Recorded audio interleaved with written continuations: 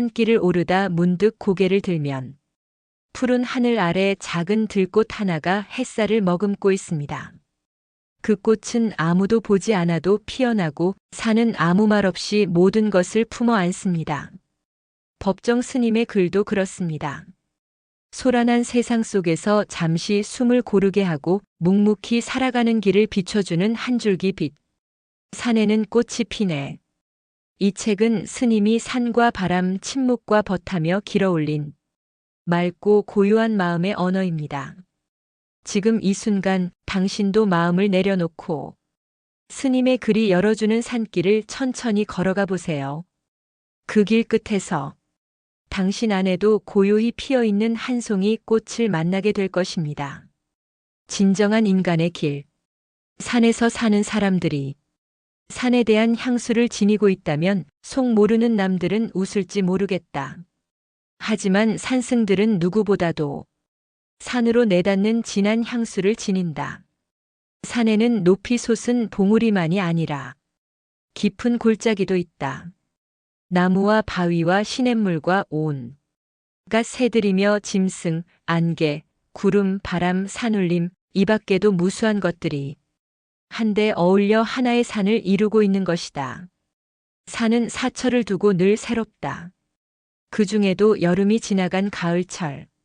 산은 영원한 나그네인 우리들을 설레게 한다. 법정 스님 수상집 무소유 중에서 내가 그동안 법정 스님에게서 배운 중요한 한 가지는 인생을 살아가면서 가능하면 무엇이든 하지 말라는 것이다. 그 대신 지금 이 순간 자기 자신의 존재를 소중히 느끼라는 것이다. 불이람에 계실 때도 그랬지만 강원도 산중으로 거처를 옮기신 다음부터는 한 달에 한두 번 서울이 맑고 향기롭게 사무실이나 시내에 나오시는 게 고작이었다. 그때마다 많은 사람들이 어떤 사무와 계획을 갖고 스님을 기다렸다. 원고 청탁과 인터뷰 요청에서부터 숱한 일거리들이 그분께 어떤 요구를 해왔다. 그럴 때마다 스님은 거의 모든 경우를 거절하셨다. 때로는 곁에 있는 사람이 무안할 정도로 가차없이 자르시는 걸 볼 수 있었다. 그래서 그분이 지나치게 차갑거나 또는 몰인정하지 않은가 하는 평을 들을 때도 있었다. 장안의 이름 높던 요정 대원각의 넓은 땅을 주인 할머니가 스님께 기증해 길상사라는 이름의 절로 만드는 과정에서도 그분은 몇 해 동안 망설이셨고 수차례 결정을 번복하시기까지 했다. 절이 개원을 하고 언론이 크게 주목했을 때도 스님은 그 흔한 방송 인터뷰 한 번 응하지 않으셨다. 막상 절이 개원되고 첫 법회가 열렸을 때 그분은 이렇게 선언을 해 좌중을 당황시켰다. 나는 이 절이 부유해지거나 화려해지거나 번잡한 행사들을 벌여 나간다면 아무 미련 없이 이 절을 떠날 것이다. 나는 이 절이 소박하고 가난한 절이 되기를 바란다. 그것은 그럴듯한 법문에서가 아니라 이 사회의 불교 사찰들과 그 구성원들에 대한 강력한 요구였다. 그리고 스님은 그곳이 단순한 절로서가 아니라 일반 사람들 모두를 위한 정신적인 쉼터, 자기를 돌아보는 장소가 되기를 바라셨다. 길상사의 창건주의자 회주이면서도 스님은 절에 방 하나를 만들어 드리겠다는 요구를 한마디로 뿌리치셨다. 서울에 오시면 여러 이름 있는 인사들도 만나야 하니 방 하나쯤은 격조 있게 지니셔야 한다는 주위의 권유를 마다하고 사무실 한켠의 딱딱한 의자에서 사람들을 만나셨다. 그리고는 하룻밤도 머물미 없이 곧 산중에 홀로 있는 공간 속으로 떠나가셨다. 어쩌다 날이 저물고 시간이 늦어져도 스님은 기어이 무리를 떠나 자신의 거처로 돌아가셨다. 그렇게 인파와 차량의 행렬을 뒤로하고 떠나는 그분의 모습을 바라볼 때마다 감히 방해할 수 없는 어떤 기상 같은 것이 느껴졌다. 길상사 개원 후 처음 맞이한 4월 초파일에는 호련히 다른 나라로 여행을 떠나버리셨다. 그 모든 것이 삶의 가치, 존재의 의미를 허투루 써버리지 않으려는 자세이다. 어느 장소에 가도 오래 앉아 있는 법이 없고, 스님의 말 맞다나 어느 조직체에도 깊이 몸담는 법이 없으며 여기저기 돌아다니며 설교하지 않으셨다. 이 책을 엮으면서 한 가지 놀란 것은 승려 생활 수십 년인데도 불구하고 법문을 하거나 강연을 한 횟수가 너무도 적어 한 권의 책을 엮기에도 빠듯하다는 점이었다. 일본의 자연농법가 후쿠오카 마사노부는 집 한 오라기의 혁명이라는 저서에서 나는 가능하면 무엇을 어떻게 안 할까를 고민했다고 고백하고 있다. 농사를 짓는 사람이 가능하면 무엇을 할까가 아니라 무엇을 안 할까를 고민했다는 것이다. 그것은 게으름을 피우려는 것이 아니라 더 큰 자연의 질서 속에서 이루어지는 농사에 접근하기 위한 노력이었다. 하지 않고 나서지 않고 꾸미지 않는 무의자연의 삶의 태도가 스님의 일상생활에서 실천되고 있음을 나는 본다. 그 대신 그분은 더 소중한 것, 이를테면 우리가 죽으면 나무가 되고 대지가 되고 바람이 된다는 것을 일깨워준다. 또한 우리가 살아있을 때도 나무이고 대지이고 바람이라는 사실을 잊지 말라고 가르친다. 내가 믿건대 여기 모아놓은 스님이 이 짤막한 어록집은 끝없이 행위를 추구하고 더 발전하고자 하고 속도 지향적이며 연거푸 생산하고 소비하는 우리의 문명에 대한 강력한 해독제이다. 우리는 본질로부터 달아나 쓸데없는 것에 몸과 마음이 파묻히려는 습관적인 병에 걸려 있지 않은가. 여건이 진정한 인간의 길. 이 세상 모든 것은 그것이 우리 눈에 보이기 전에 눈에 보이지 않는 상태로 있다. 눈에 보이는 세계는 그 모습을 드러내기 전에 눈에 보이지 않는 상태로 존재한다. 오늘 이 자리에 모인 우리들도 여기 오기 전까지는 보이지 않는 상태로서 저마다 존재했다. 그런데 맑고 향기로운 음악회가 있다고 해서 이렇게 한자리에 나타난 것이다. 그러므로 안 보이는 상태가 원인이고 보이는 것은 하나의 결과이다. 눈에 안 보이는 것이 영원한 것이고 눈에 보이는 것은 늘 변하면서 일시적인 것이다. 법정 스님, 이 몸이란 무엇인가? 이 육체라는 것은 마치 콩이 들어찬 콩깍지와 같은 것이다. 수만 가지로 그 겉모습은 바뀌지만 생명 그 자체는 소멸되지 않는다. 모습은 여러 가지로 바뀌나 생명 그것은 절대로 사라지지 않는다. 생명은 우주의 영원한 원리이기 때문이다. 그렇기 때문에 근원적으로 죽음이란 존재하지 않는다. 다만 변화하는 세계가 있을 뿐이다. 이미 죽은 사람들은 어떻게 존재하는가? 그들은 다른 이름으로 어디선가 존재하고 있다. 따라서 원천적으로 사람을 죽일 수는 없는 것이다. 불멸의 영혼을 어떻게 죽이겠는가? 이 우주에 가득 찬 에너지는 다른 것끼리는 서로 밀어내고 같은 것끼리는 서로 끌어당긴다. 선하게 대할 때 우주의 선한 요소들이 딸려오고 악하게 대하면 파괴적인 요소들이 몰려든다. 따라서 어떤 삶이 되는가 하는 것은 우리가 마음을 어떻게 갖느냐에 달려있다. 동물은 자연의 목소리인 본능의 지배를 받는다. 하지만 사람은 자신의 생각에 지배를 받는다. 요즘 세상을 돌아보라. 요즘뿐이 아니다. 인류사 이래 그런 일이 없었던 것은 아니지만 최근에 와서 우리가 상상도 못했던 그런 일들이 얼마나 많이 벌어지고 있는가. 부모가 자식을 죽이고 자식이 부모를 죽인다.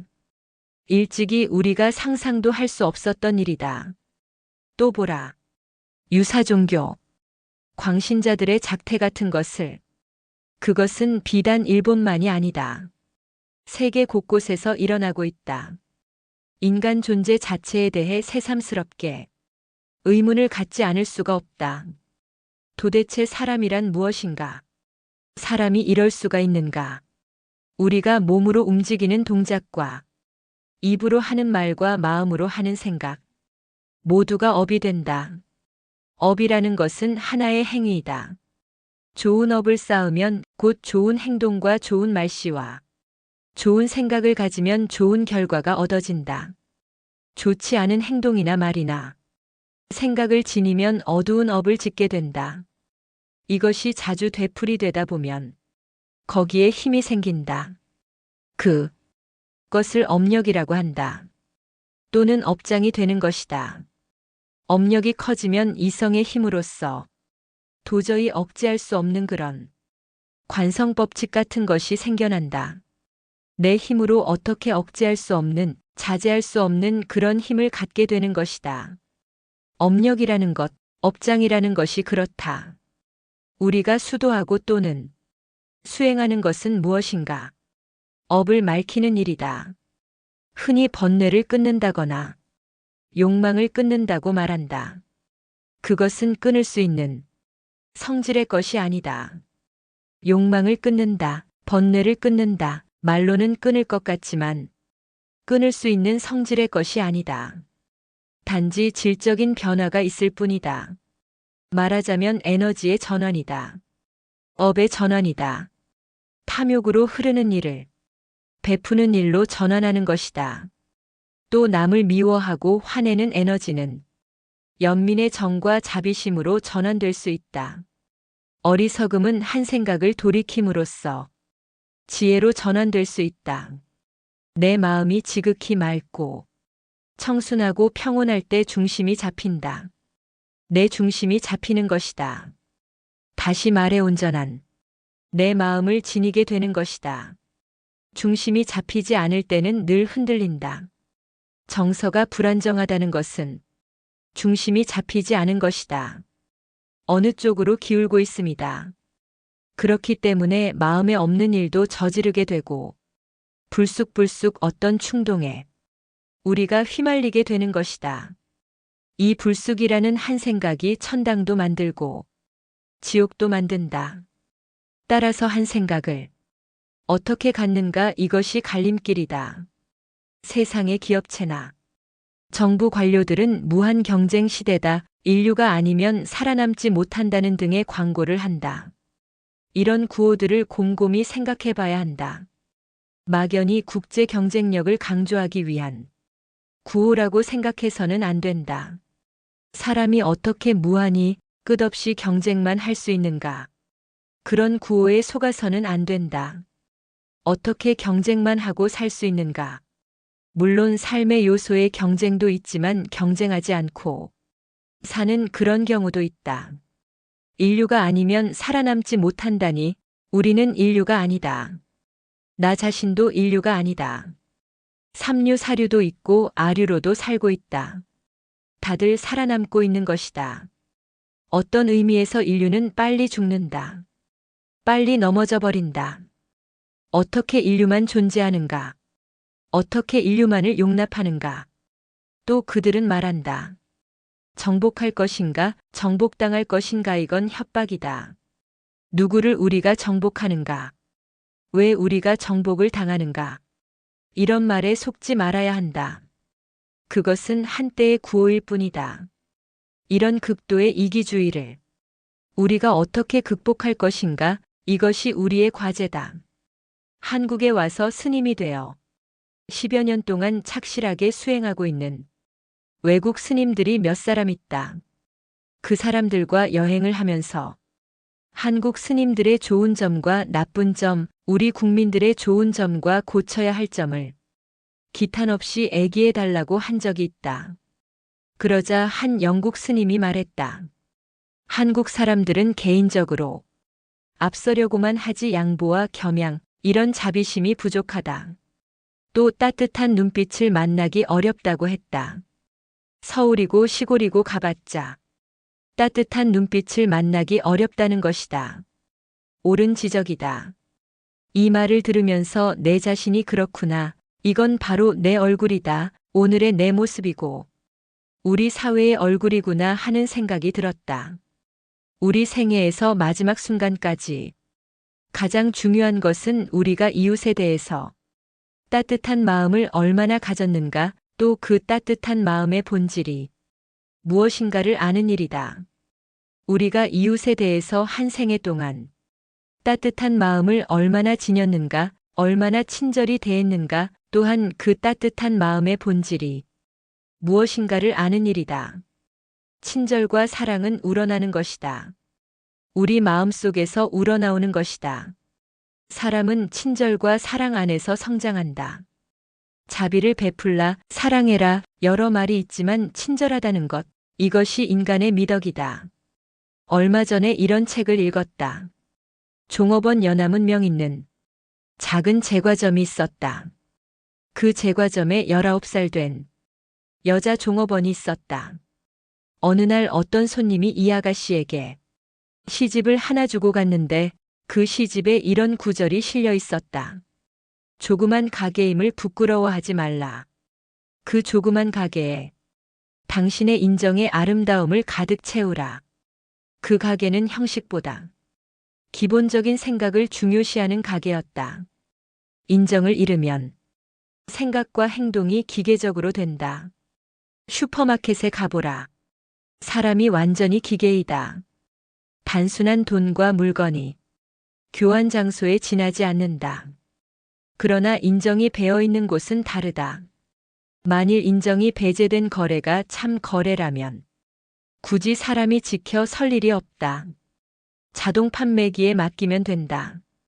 여러 계층의 사람을 만나서 그들과 따뜻한 마음을 주고받기 때문에 거기서 우리가 일하는 기쁨을 찾아낼 수가 있는 것이다. 인간관계가 단지 사고 파는 일에 그친다면 너무 야박하고 삭막하다. 그래서 이 가게에서는 조그만 가게임을 부끄러워하지 말자. 그 조그만 가게에 당신의 인정의 아름다움을 가득 채우자는 시구절의 영향을 받아 다들 친절한 마음씨로 손님을 대했다. 하루는 이 19살 먹은 아가씨가 맨 늦게 가게 정리를 하고 문을 닫고 밖으로 나오는데 지붕 위에 눈을 잔뜩 뒤집어 쓴 웬 승용차 한 대가 멈칫멈칫 무슨 가게를 찾는 것 같았다. 저만치 가다가 뒤돌아보니까 그 차는 자신의 제과점 앞에 멈춰 서는 것이었다. 그래서 아가씨는 달려갔다. 달려가서 노크를 하니까 창이 열리면서 어떤 남자가 이런 애기를 했다. 내가 몇백 리 밖에서 오는 길인데 내 어머니가 지금 암으로 병원에 입원해 계십니다. 담당 의사를 만났더니 하루 이틀밖에 못 살 테니까 만날 사람 만나게 하고 자시고 싶은 음식이 있으면 자시게 하라고 했습니다. 그 소리를 듣고 아들이 어머니한테 어머니 자시고 싶은 음식이 뭡니까? 하자. 어머니는 예전에 어느 도시에 가니까 아주 맛있는 제과점이 있더라. 그 집 과자가 생각나는구나 하고 말하는 것이었다. 그래서 아들은 그건 어려운 일이 아니니까 제가 당장 갔다 오겠습니다. 하고 아침에 출발했다. 그런데 눈이 많이 와서 고속도로에 차가 잔뜩 밀리는 바람에 밤 10시나 되어 도착하게 되었다.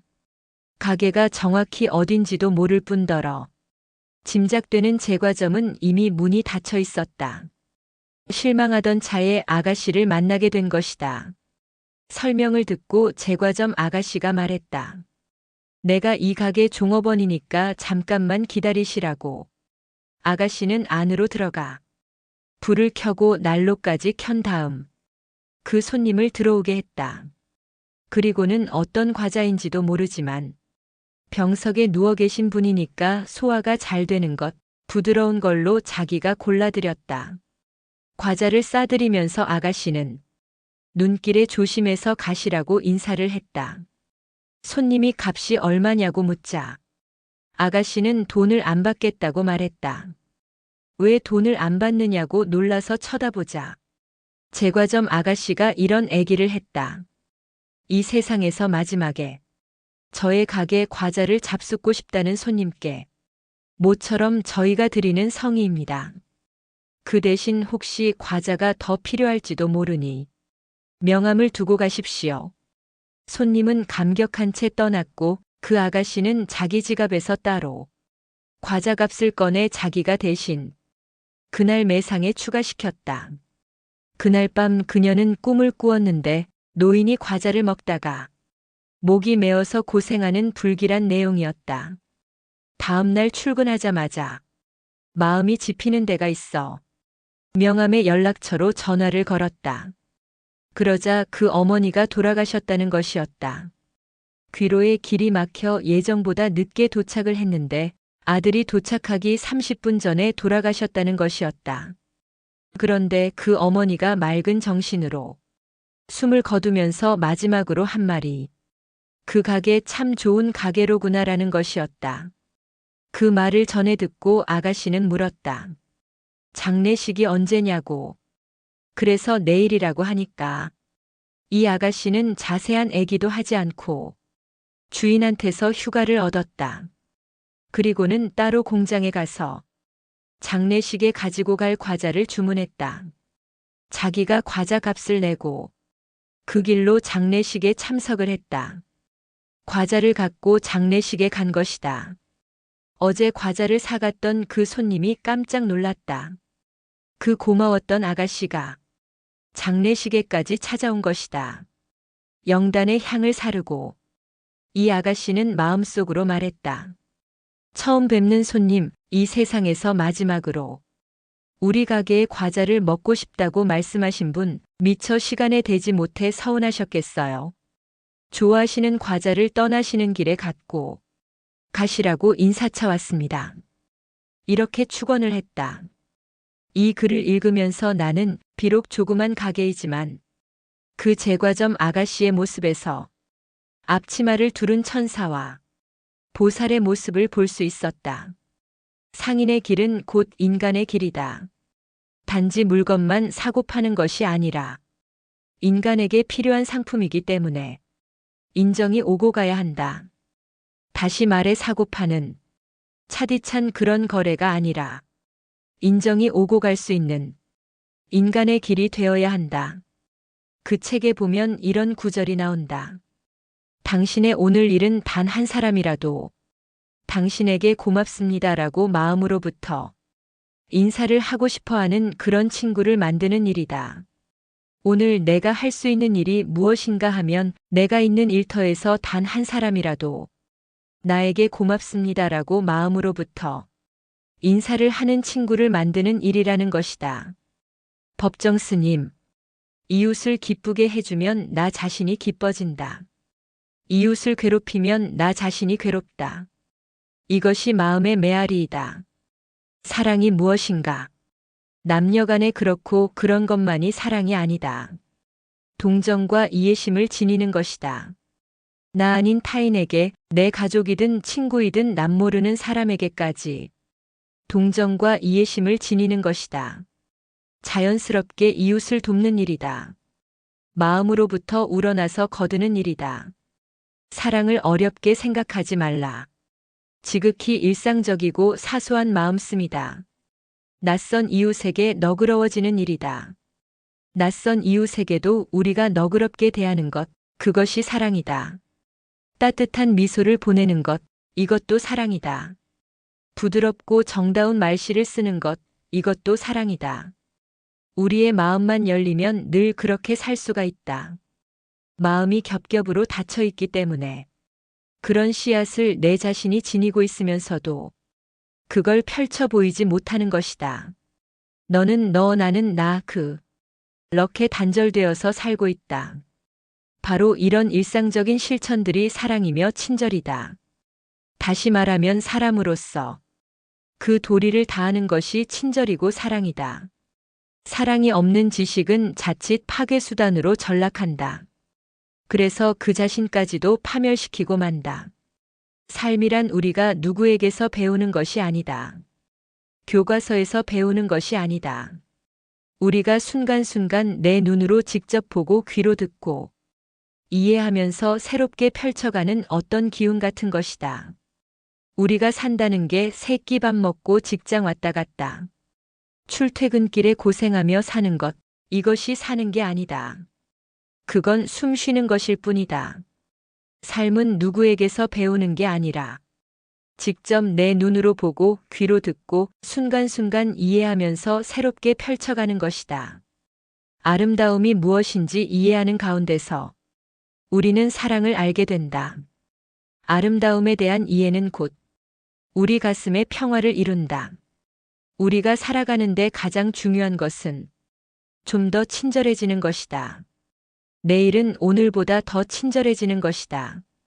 그 다음 날은 더 친절해지는 것이다. 왜냐하면 친절에 한도가 있는 것이 아니기 때문이다.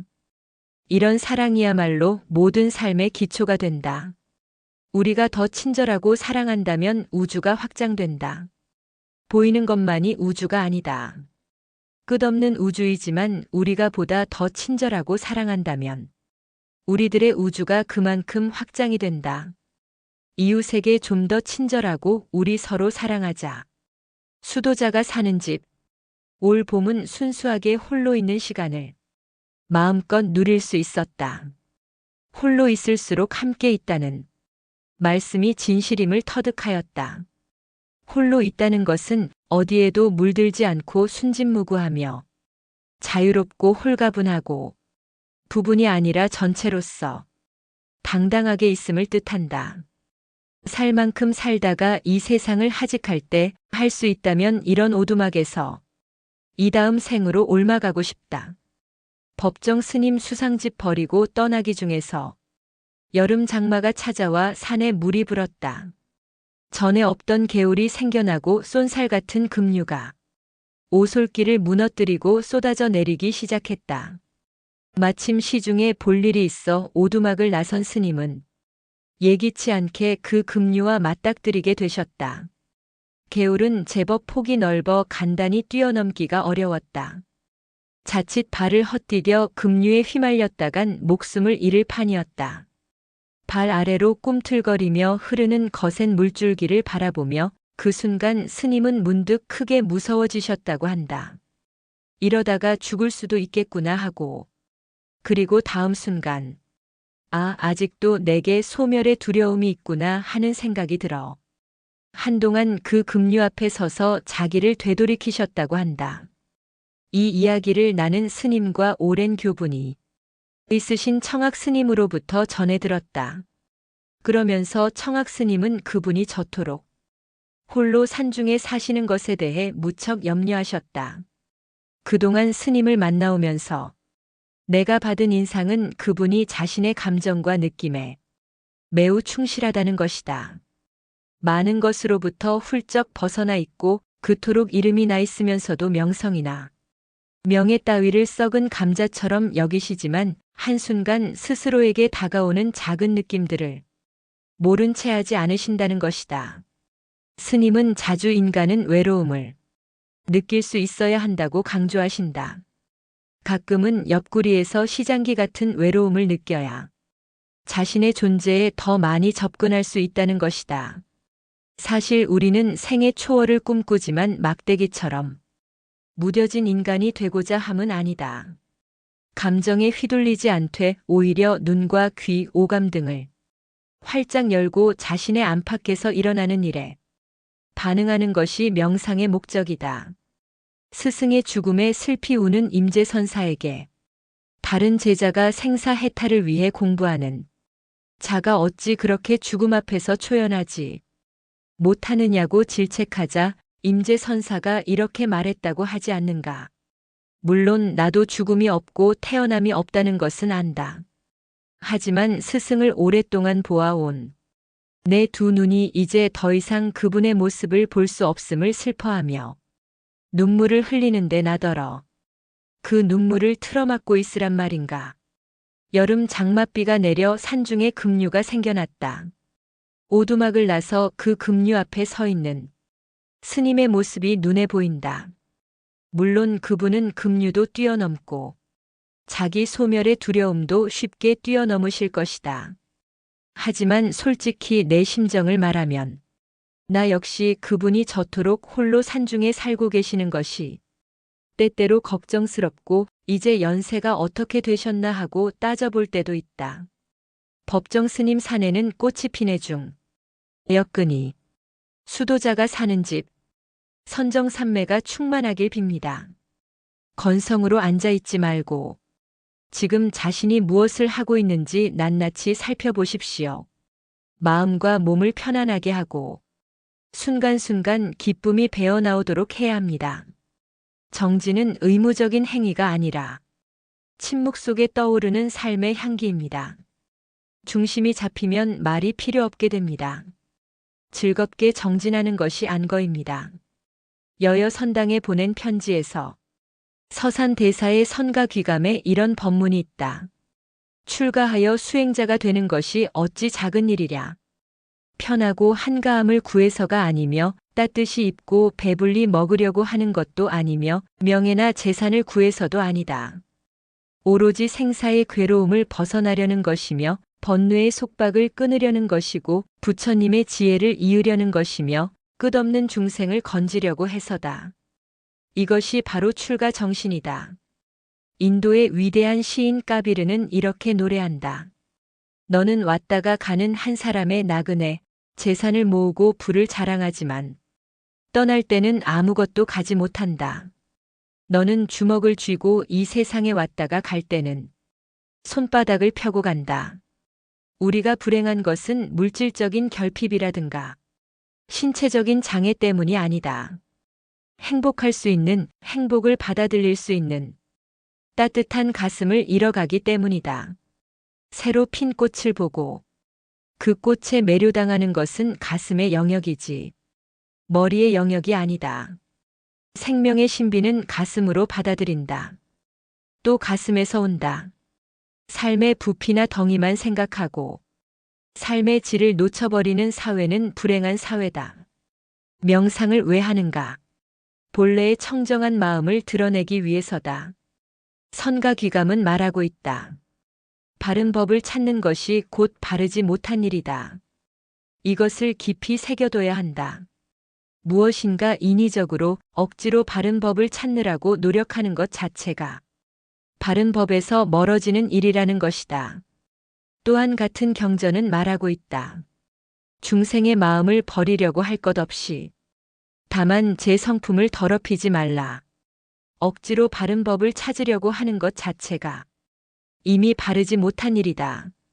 오히려 본래의 진실한 마음을 지키는 것이 중요하다.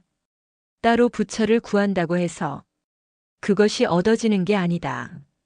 본래 청정한 마음, 진실한 마음을 지키는 것, 이것이 최고의 정진이다.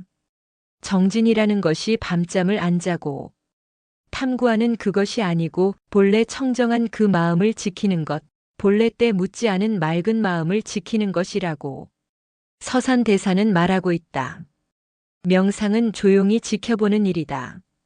사물의 실상을 조용히 지켜보고 내 내면의 흐름을, 내 생각의 실상을 조용히 지켜보는 일이다.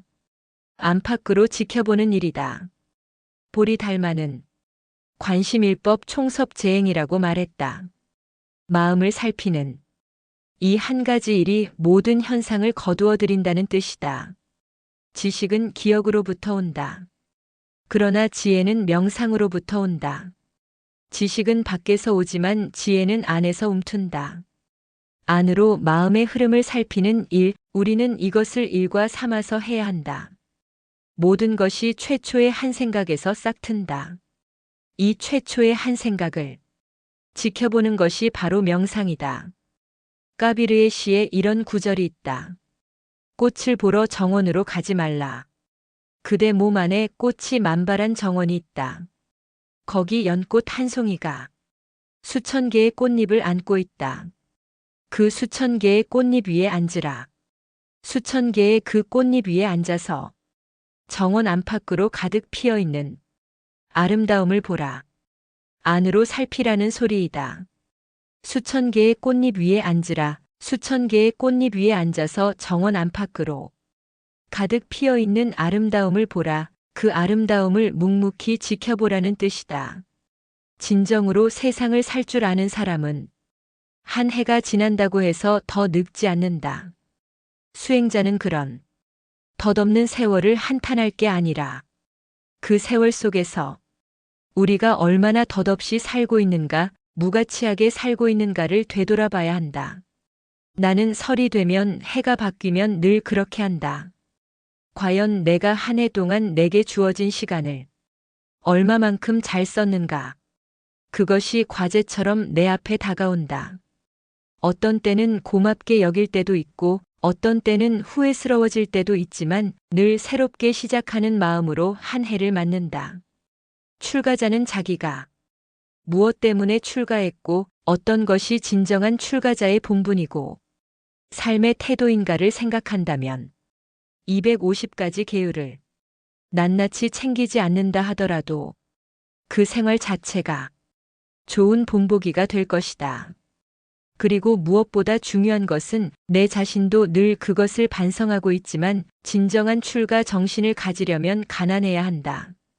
옛 수도자들은 다 가난했다. 풍족한 그것이 우리에게는 하나의 도전이다. 모든 것이 풍부한 이런 세상에 수도자들이 살 때 그것을 어떻게 극복할 것인가, 이 풍요로운 물질을 어떻게 극복할 것인가는 하나의 과제다. 그러므로 출가자는, 수도자는 우선 가난해야 한다. 가난이 기본이다. 가난해야 그 속에서 진정한 수행이 이루어지고 그 정신이 맑아진다. 옛 수행자들의 덕이란 무엇인가? 청빈의 덕이다. 청빈의 덕을 우리가 몸과 마음에 익힐 때 수행자의 대열에 들 수 있는 것이지 머리만 깎고 먹물옷만 입었다고 해서 불제자라고 할 수는 없다. 절집하는 청정이 생명이다. 청정이란 오염되지 않은 본래 순수한 그런 상태를 말한다. 무엇보다 청정성의 회복이 가장 시급하다. 수도자가 세상의 흐름에 대해 너무 어두워도 안 될 것이다. 그렇다고 해서 너무 세상 흐름에 편승하는 것도 수도자답지 않다. 개인의 능력이나 희망에 따라 새로운 정보에 대한 지식들을 갖추는 것은 바람직하다. 그래야 그 사회를 알고 그 사회를 바르게 이끌 테니까. 그러나 내 개인적인 바람은 신라시대나 고려시대처럼 좀 고색창연한 그런 수도자가 많이 나왔으면 좋겠다. 그것만으로도 이 달아빠진 현대 사회에 큰 기여가 될 것이다. 어설프게 현대화의 물결에 편승해서 마치 수도자도 아니고 속인도 아닌 양 이리 뛰고 저리 뛰다 보면 거기서 무엇이 얻어지겠는가? 세상이 어떻게 돌아가든 상관없이 불철주야. 왜곡으로 파고드는 그런 수행자 역시 소중하다. 왜냐하면 그도 한 몫을 하고 있지 때문이다. 세상이란 무엇인가? 바로 우리의 얼굴이고 우리 삶의 터전이다. 우리가 마음의 수양을 하고 개인의 수행을 한다는 것도 결국은 자기로부터 시작해서 세상에 도달하라는 것이다. 자기 자신에만 멈추라는 것은 아니다. 맑은 영혼이 빠져나간 얼굴, 그것은 빈 껍질이다. 혼이 없는 얼굴은 빈 껍질이다. 숨 쉬는 시체에 불과하다. 맑은 영혼이 깃들지 않은 미모는 마치 반짝이는 유리로 해박은 눈과 같다. 유리로 어떻게 사물을 식별하고 감상할 수 있는가? 아름다운 얼굴을 가지려면 영혼을 맑고 아름답게 가꿔야 한다. 얼굴이란 무엇인가? 얼의 꼴이라는 뜻이다. 얼을 아름답게 가꾸면 그 꼴인 얼굴은 저절로 아름다워진다. 나는 이틀이든 사흘이든 집을 비우고 나올 때는 휴지통을 늘 비워버린다. 거기에 거창한 비밀이 있어서가 아니고 끄적거리다 남은 종이 쪽이거나 휴지 조각 같은 것들인데 일단 불에 태워버리고 나온다. 내가 집을 떠나왔다가 다시 돌아가지 못할 때 남긴 물건들의 추한 꼴을 남한테 보이기 싫어서다. 그래서 그때그때 정리해 치운다. 이제 곧 가을이고 조금 있으면 나무들이 잎을 다 떨어뜨린다. 계절의 변화를 보고 아, 세상이 더덥구나. 벌써 가을이구나. 어느덧 한 해도 2달밖에 안 남았네 하고. 한탄하지 말라. 계절이 우리에게 주는 의미가 어디에 있는가? 우리 눈에 보이는 낙엽이나 열매들이 내 하루하루 살아가는 삶에 어떤 의미를 가져다 주고 있는가? 비본질적인 것, 불필요한 것은 아깝지만 다 버려야 한다. 그래야 홀가분해진다. 나뭇잎을 떨어뜨려야 내년에 새 잎을 피울 수 있다. 나무가 그대로 묵은 잎을 달고 있다면 새 잎도 피어나지 않는다. 사람도 마찬가지다. 매 순간 어떤 생각, 불필요한 요소들을 정리할 수 있어야 한다. 그렇게 해야 새로워지고 맑은 바람이 불어온다. 그렇지 않으면 고정된 틀에서 벗어날 수 없다. 순간순간 새롭게 피어날 수 있어야 살아있는 사람이다. 만날 그 사람, 똑같은 빛깔을 가지고 있는 사람, 어떤 틀에 박혀 벗어날 줄 모르는 사람은 살아있는 사람이라고 할 수 없다. 낡은 것으로부터, 묵은 것으로부터, 비본질적인 것으로부터 거듭거듭 털어버리고 일어날 수 있어야 한다. 수도자는 앉는 자세가 일반 사람들과 달라야 한다. 늘 허리를 바짝 펴야 한다. 허리를 바짝 펴면 정신이 가장 맑아진다. 허리가 삐딱하면 정신이 죽어 있는 것이다. 남의 흉을 많이 보는 사람은 허리가 삐딱해진다는 말이 있다. 허리를 바짝 펴면 남 흉볼 여력이 없다. 허리를 바짝 펴면 눈이 저절로 자기 코끝으로 온다.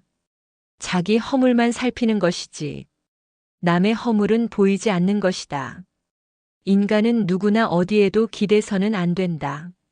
오로지 자신의 등뼈에 의지해야 한다. 자기 자신의 진리에 의지해야 한다. 자신의 등뼈 외에는 어느 것에도 기대지 않는 안정된 마음이야말로 본래의 자기이다. 우리가 산다는 것은 무엇인가? 그것은 기약할 수 없는 것이다. 내일 일을 누가 아는가? 이 다음 순간을 누가 아는가? 순간순간을 꽃처럼 새롭게 피어나는 습관을 들여야 한다. 매 순간을 자기 영혼을 가꾸는 일에, 자기 영혼을 맑히는 일에 쓸 수 있어야 한다. 우리 모두가 늙는다. 그리고 언젠가 자기 차례가 오면 죽는다. 그렇지만 우리가 두려워할 것은 늙음이나 죽음이 아니다. 녹슨 삶을 두려워해야 한다. 삶이 녹슬면 모든 것이 허물어진다. 우리가 순간순간 산다는 것은 한편으론 순간순간 죽어간다는 소식이다. 죽음을 두려워할 것이 아니라 녹쓰는 삶을 두려워해야 한다. 단순한 삶을 이루려면 덜어는 홀로 있는 시간을 가져야 한다. 사람은 홀로 있을 때 단순해지고 순수해진다. 이때 명상의 문이 열린다. 홀로 있으려면 최소한의 인내력이 필요하다. 홀로 있으면 외롭다고 해서 뭔가 다른 탈출구를 찾으려는 버릇을 버려야 한다. 그렇지 않으면 모처럼 자기 영혼의 투명성이 고이려다가 사라져버린다. 홀로 있지 못하면 삶의 전체적인 리듬을 잃는다. 홀로 조용히 사유하는, 마음을 텅 비우고 무심히 지켜보는 그런 시간이 없다면 전체적인 삶의 리듬 같은 것이 사라진다. 삶의 탄력을 잃게 된다. 명상은 안으로 충만해지는 일이다. 안으로 충만해지려면 맑고 투명한 자신의 내면을 무심히 들여다보는 습관을 들여야 한다. 다시 말하면 명상은 본래의 자기로 돌아가는 훈련이다. 명상은 절에서, 선방에서만 하는 게 아니다. 마음을 활짝 열기 위해서 겹겹으로 둘러싸인, 겹겹으로 얽혀있는 내 마음을 활짝 열기 위해서 무심히 주시하는 일이다. 연꽃은 아침 일찍 봐야 한다. 오후가 되면 벌써 혼이 나가버린다. 연꽃이 피어날 때의 향기는 다른 꽃에선 맡을 수 없을 정도로 신비롭다. 그리고 연잎에 맺힌 이슬방울, 그것은 어떤 보석보다도 아름답다. 또는 비 오는 날, 이렇게 우산을 받고 연못가를 배회하고 있으면 후둑후둑 연잎에 비 떨어지는 소리가 들린다. 명상은 바로 마음을 열고 연잎에 비 떨어지는 소리를 듣는 일과 같다. 사랑이 우리 가슴 속에서 싹 트는 순간 우리는 다시 태어난다. 이것이 진정한 탄생이고 부활이다. 사랑이 우리 가슴 속에서 태어나는 순간 다시 말에 겹겹으로 닫혔던 우리 마음이 활짝 열리는 순간 우리는 다시 태어나게 된다. 사랑과 거듭남의 의미가 여기에 있다. 적게 가져야 더 많이 얻는다. 얼어붙은 대지에 다시 봄이 움트고 있다. 겨울 동안 죽은 듯 잠잠하던 숲이 새소리에 실려 조금씩 깨어나고 있다. 우리들 안에서도 새로운 봄이 움틀 수 있어야 한다. 다음으로 미루는 버릇과 일상의 늪에서 허우적거리는 그 타성에서 벗어나 새로운 시작이 있어야 한다. 인간의 봄은 어디서 오는가? 묵은 버릇을 떨쳐버리고 새로운 시작에서 새움이 트는 것이다. 법정 스님 수타니파타 강론집. 그물에 걸리지 않는 바람처럼 중에서 지난해 여름 나는 위장에 병이 생겨 큰 고생을 했다. 오랜 여행과 불규칙한 식사 등으로 몸의 조화가 깨어진 것이다. 수술까지도 고려해야 할 중병에 걸리자 주위에서 여러 조언과 충고가 잇따르기 시작했다. 건강을 잃으면 공부도 아무 소용없으니 몸을 소중히 하라는 충고가 가장 많았고 좋은 약과 의사를 추천하는 조언들도 있었다. 그렇게 인도로 티벳으로 돌아다니더니 드디어 병에 걸렸구나 하는 질책 어린 시선들도 있었다. 법정 스님도 내 병에 대해 소식을 들으신 모양이었다. 제자인 덕조 스님을 통해 불현듯 연락이 왔다. 당장 내가 입원하기로 한 병원을 찾아오시겠다는 것이었다. 나는 급구 만류했다. 건강한 모습도 아닌 병들고 허약한 모습을 그분께 보이고 싶지 않아서였다. 그래서 아예 연락처를 감춰버리자 스님을 계속 수소문을 하셨다. 어찌 보면 그 당시 내게 필요한 것은 충고나 명약이 아니었다. 갑자기 삶이 큰 기로에 놓여져 있을 때 내 옆에 잠시라도 있어줄 누군가가 필요했다. 나는 아직도 그때의 그 고마움을 스님께 전하지 못하고 있다. 그 이후로 나를 볼 때마다 내 얼굴부터 살피고 늘 건강을 물으신다. 만나서도 묻고 헤어질 때도 염려하신다. 그러면 그 따뜻함과 인간애가 어느새 내게 명약이 되는 걸 느낀다. 다행히 나는 수술하지 않고도 몸이 쾌유되었고 그래서 또다시 여행도 떠날 수 있고 이 책 엮는 일을 할 수 있게 되었다. 나눔이란 누군가에게 끝없는 관심을 기울이는 일임을 그분이 내게 보여주었다. 스님이 불이람이나 강원도 산중에 홀로 계시는 것을 두고 어떤 이들은 유유자적한 생활을 누린다고 여길지 모른다. 그러나 스님과의 개인적인 대화를 통해 나는 홀로 있는 생활 속에서도 그분이 주위에 살아있는 생명체들의 끊임없는 관심을 기울이고 있음을 알 수 있었다. 겨울밤이면 물을 찾는 산짐승들을 위해 미끄러운 눈길을 걸어 내려가 얼어붙은 개울에 구멍을 만들어 두는 일은 감동적이기까지 하다.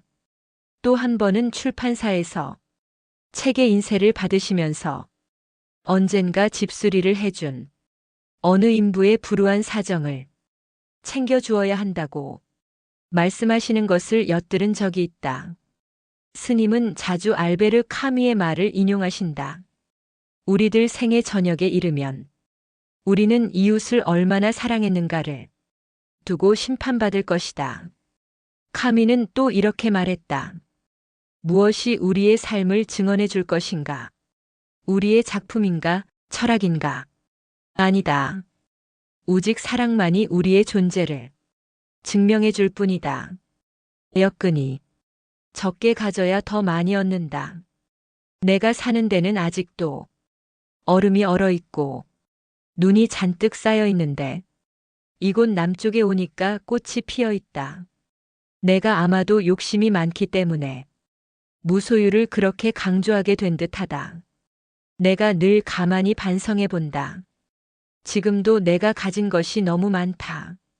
오두막 살림에서 보면 닭이도 한두 벌이면 될 텐데 서너 벌 있고 또 읽을 책도 한두 권이면 족한데 그것도 50여 권이 넘는다. 또 생활도구도 이것저것 가진 게 많다. 그렇기 때문에 나 스스로 무소유를 주장하는 것이다. 소유란 이런 것이다. 우리가 소유한 것만큼 편리한 것도 있지만 소유로부터 소유를 당하는 측면이 있다. 부자유해지는 것이다. 우리가 애지중지 아끼던 것이 파손됐거나 또는 잃어버렸을 때 정신적인 상처도 동시에 뒤따른다. 가진 것만큼 집착이 커지기 때문에 그렇다. 물론 사람이 살아가는 데 필요한 기본적인 것은 어쩔 수 없지만 갖지 않아도 좋을 것은 갖지 말아야 한다. 갖지 않아도 좋을 것을 우리는 얼마나 많이 갖고 있는가. 또 그렇기 때문에 우리들 의식이 그만큼 분산되고 사람이 단순해지지 못하고 더 불순해지는 것이다. 이런 함정에 빠지지 않기 위해선 가진 것이 적어야 한다. 가진 것이 적어야 마음이 편하다. 본래 무일물이라 하지 않는가. 아무것도 없이 이 세상에 와서 아무것도 없이 떠날 뿐이다. 모든 것은 잠시 맡아 가지고 있는 것일 뿐이다. 잘 쓰기 위해서 많이 맡아 갖고 있는 것은 좋은 일이다. 선하게 쓸 수 있으면 좋다. 그러나 잘 쓰지도 않고 묵혀두는 건 죄악이다. 왜냐하면 남이 가질 몫까지 차지하고 있기 때문이다. 될 수 있으면 가진 것이 적어야 마음이 홀가분하다. 내가 무소유하기 위해 노력하는 것도 그 때문이다. 현재도 내가 가진 것이 너무 많다. 다시 말하고 싶은 것은 이런 넘치는 세상일수록 가난의 덕을 배워야 한다는 것이다. 주어진 가난이 아니라 선택한 가난을 실천해야 한다. 성서에도 있듯이 마음이 가난한 자는 복이 있다고 했다. 가난에서 오는 복이라는 개념이 요즘은 거의 잊혀져 가고 있다. 사람을 이루고 있는 가장 밝은 요소가 복이다. 내가 맑고 향기롭게 운동을 시작하자. 잘 아는 스님이 어떻게 그런 머리 무거운 일을 해나가겠느냐고 물은 적이 있다. 번거로운 일을 싫어하면서 어떻게 그런 마음을 냈느냐는 것이었다. 그래서 나는 중이 밥값은 해야 되겠지 하고 대답했다. 하지만 내가 지금 관여하고 있는 이 일이 밥값을 하는 일인지 빚을 지는 일인지는 더 두고 보아야 알겠다. 과일에 씨앗이 들어있듯이 우리는 태어나면서부터 하나의 씨앗을 지니고 나온다. 그것을 불성 또는 영성이라고 이름한다. 그 씨앗을 움트게 하고 꽃 피우는 것이 삶의 의미이고 보람이다. 영성과 불성의 씨앗을 움트게 하고 꽃 피우려면 먼저 우리의 마음을 맑히는 일이 전제되어야 한다. 흔히 마음을 맑히라, 마음을 비우라는 말을 절에서 많이 한다. 원래 종교적인 세계에서는 지극히 관념적인 그런 말들을 많이 한다. 자기 마음을 맑히라니 어떻게 맑힐 것인가? 마음을 비우라니 어떻게 비울 것인가? 열심히 종교를 믿는 사람들을 보면 그렇지 않은 사람들보다 옹졸하고 막혀 있어 더 배울 것이 없는 경우가 많다. 관념적인 것을 갖고는 마음이 맑아지지 않는다. 물론 참선이나 염불이나 기도를 지극히 해서 마음을 맑힐 수도 있다. 그러나 이것은 한쪽에 불과하다. 자칫하면 관념화되기 쉽다. 현실적으로 선행을 해야 한다. 선행을 함으로써 저절로 우리들 마음이 열리고 맑아진다. 마치 시절 인연이 와서 연꽃이 피어나듯이 그렇게 맑아진다.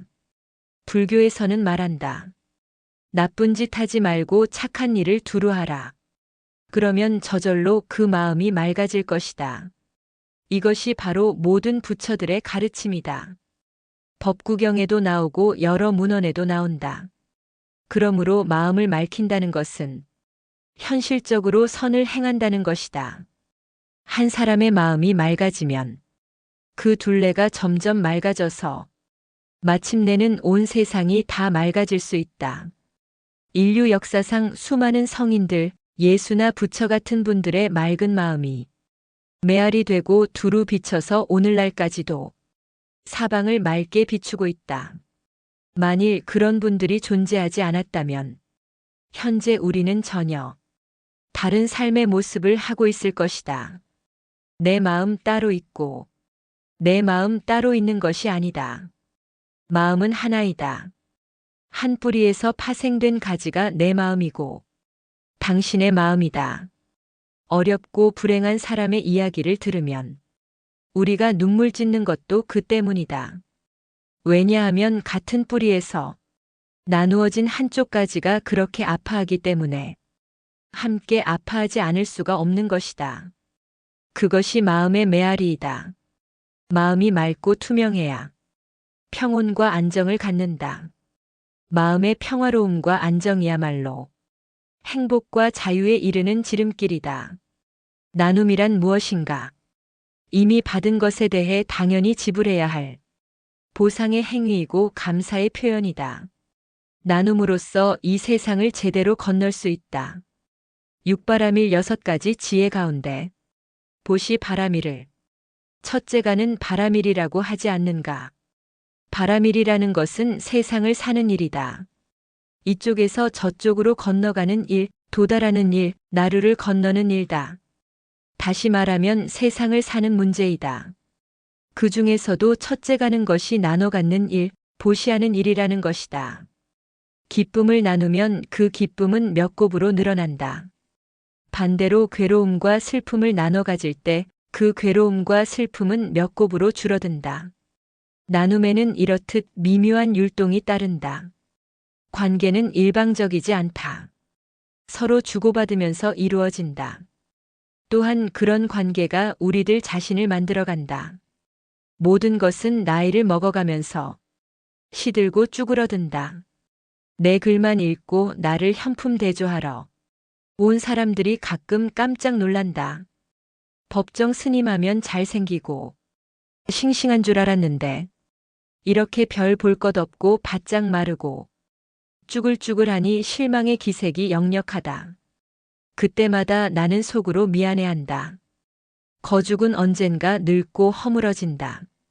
늘 새 차일 수가 없다. 끌고 다니다 보면 고장도 나고 쥐어박아서 찌그러들기도 한다. 육신을 50년, 60년 끌고 다니다 보면 폐차 직전까지 도달한다. 거죽은 언젠가는 허물어진다. 생로병사하고 생주이멸한다. 그러나 보라, 중심은 늘 새롭다. 영혼에 나이가 있는가? 영혼에는 나이가 없다. 영혼은 시작도 없고 끝도 없는 그런 빛이다. 어떻게 늙는가가 중요하다. 자기 인생을 어떻게 보내는가가 중요하다. 거죽은 신경 쓸 필요가 없다. 중심은 늘 새롭다. 거죽에서 살지 않고 중심에서 사는 사람은 어떤 세월 속에서도 시들거나 허물어지지 않는다. 세상의 유행을 따르는 사람들은 빨리 시든다. 세상의 유행을 좇다 보면 끝이 없기 때문이다. 그러나 자기 중심을 지니고 사는 사람들은 항상 새롭다. 그것은 영원한 것이고 중심이 잡혀있기 때문에 그렇다. 우리가 지금 이 순간 전 존재를 기울여 누군가를 사랑하고 있다면 이 다음에는 더욱 많은 이웃들을 사랑할 수 있다. 이 다음 순간은 지금, 이 순간에서 태어나기 때문이다. 사람은 바로 지금 이 순간에서 피어난다. 지금이 바로 그때이지 시절이 따로 있는 것은 아니다. 맑고 향기롭게 살아가려면 될 수 있는 한 작은 것과 적은 것으로서 만족할 수 있어야 한다. 큰 것과 많은 것에는 살뜰한 정이 가지 않는다. 우리가 너무 크고 많은 것을 추구하다 보니 무뎌져서 작고 적은 것에 고마워할 줄을 모르게 되었다. 내가 가끔 시내에 나오면 편지가 와 있다. 편지는 많이 받지만 답장을 자주 쓰지는 못한다. 지난 겨울 어느 날 밖에는 눈이 오고 뒷골에선 노루 울음소리 들려 내 마음도 소년처럼 약간 부풀어 올랐다. 그래서 묵은 편지를 뒤적이다 답장을 몇 군데 써 보내야겠다는 생각이 일어 벼루에 먹을 갈았다. 마땅한 종이가 없어 뒤적이다가 도배하고 남은 종이 사이에서 화선지 2장을 발견했다. 그것도 전지가 아니고 쪼가리였다. 그걸 오려서 편지를 몇 통 썼는데 종이가 한정되어 있지 때문에 아주 조심스럽게 아껴 써야 했다. 자연히 종이의 고마움을 알게 되었다. 그래서 보통 때는 글씨도 크게 써서 끝내곤 했는데 그날은 아주 잔글씨로 써서 몇 군데 띄워보냈다. 그때 적은 것이 참 살뜰하고 고맙다는 것을 느꼈다. 그 후에 무슨 일이 있어서 밖에 나갔다가 지물포에서 화선지를 20장 남짓 사갖고 왔다. 그랬더니 쪼가리 2장 가졌을 때의 오붓하고 살뜰하고 고맙던 정이 사라지고 말았다. 많은 것은 그런 것이다. 거듭 말하지만 하나가 필요할 때에 둘을 가지려 하지 말라. 둘을 갖게 되면 그 하나마저 잃게 된다. 모자랄까봐 미리 걱정하는 그 마음이 바로 모자람이다. 그것이 가난이고 결핍이다. 내가 잘 아는 친구가 인도 여행을 갔는데 거리에서 파는 금속 공예품이 마음에 들어 흥정을 시작했다고 한다.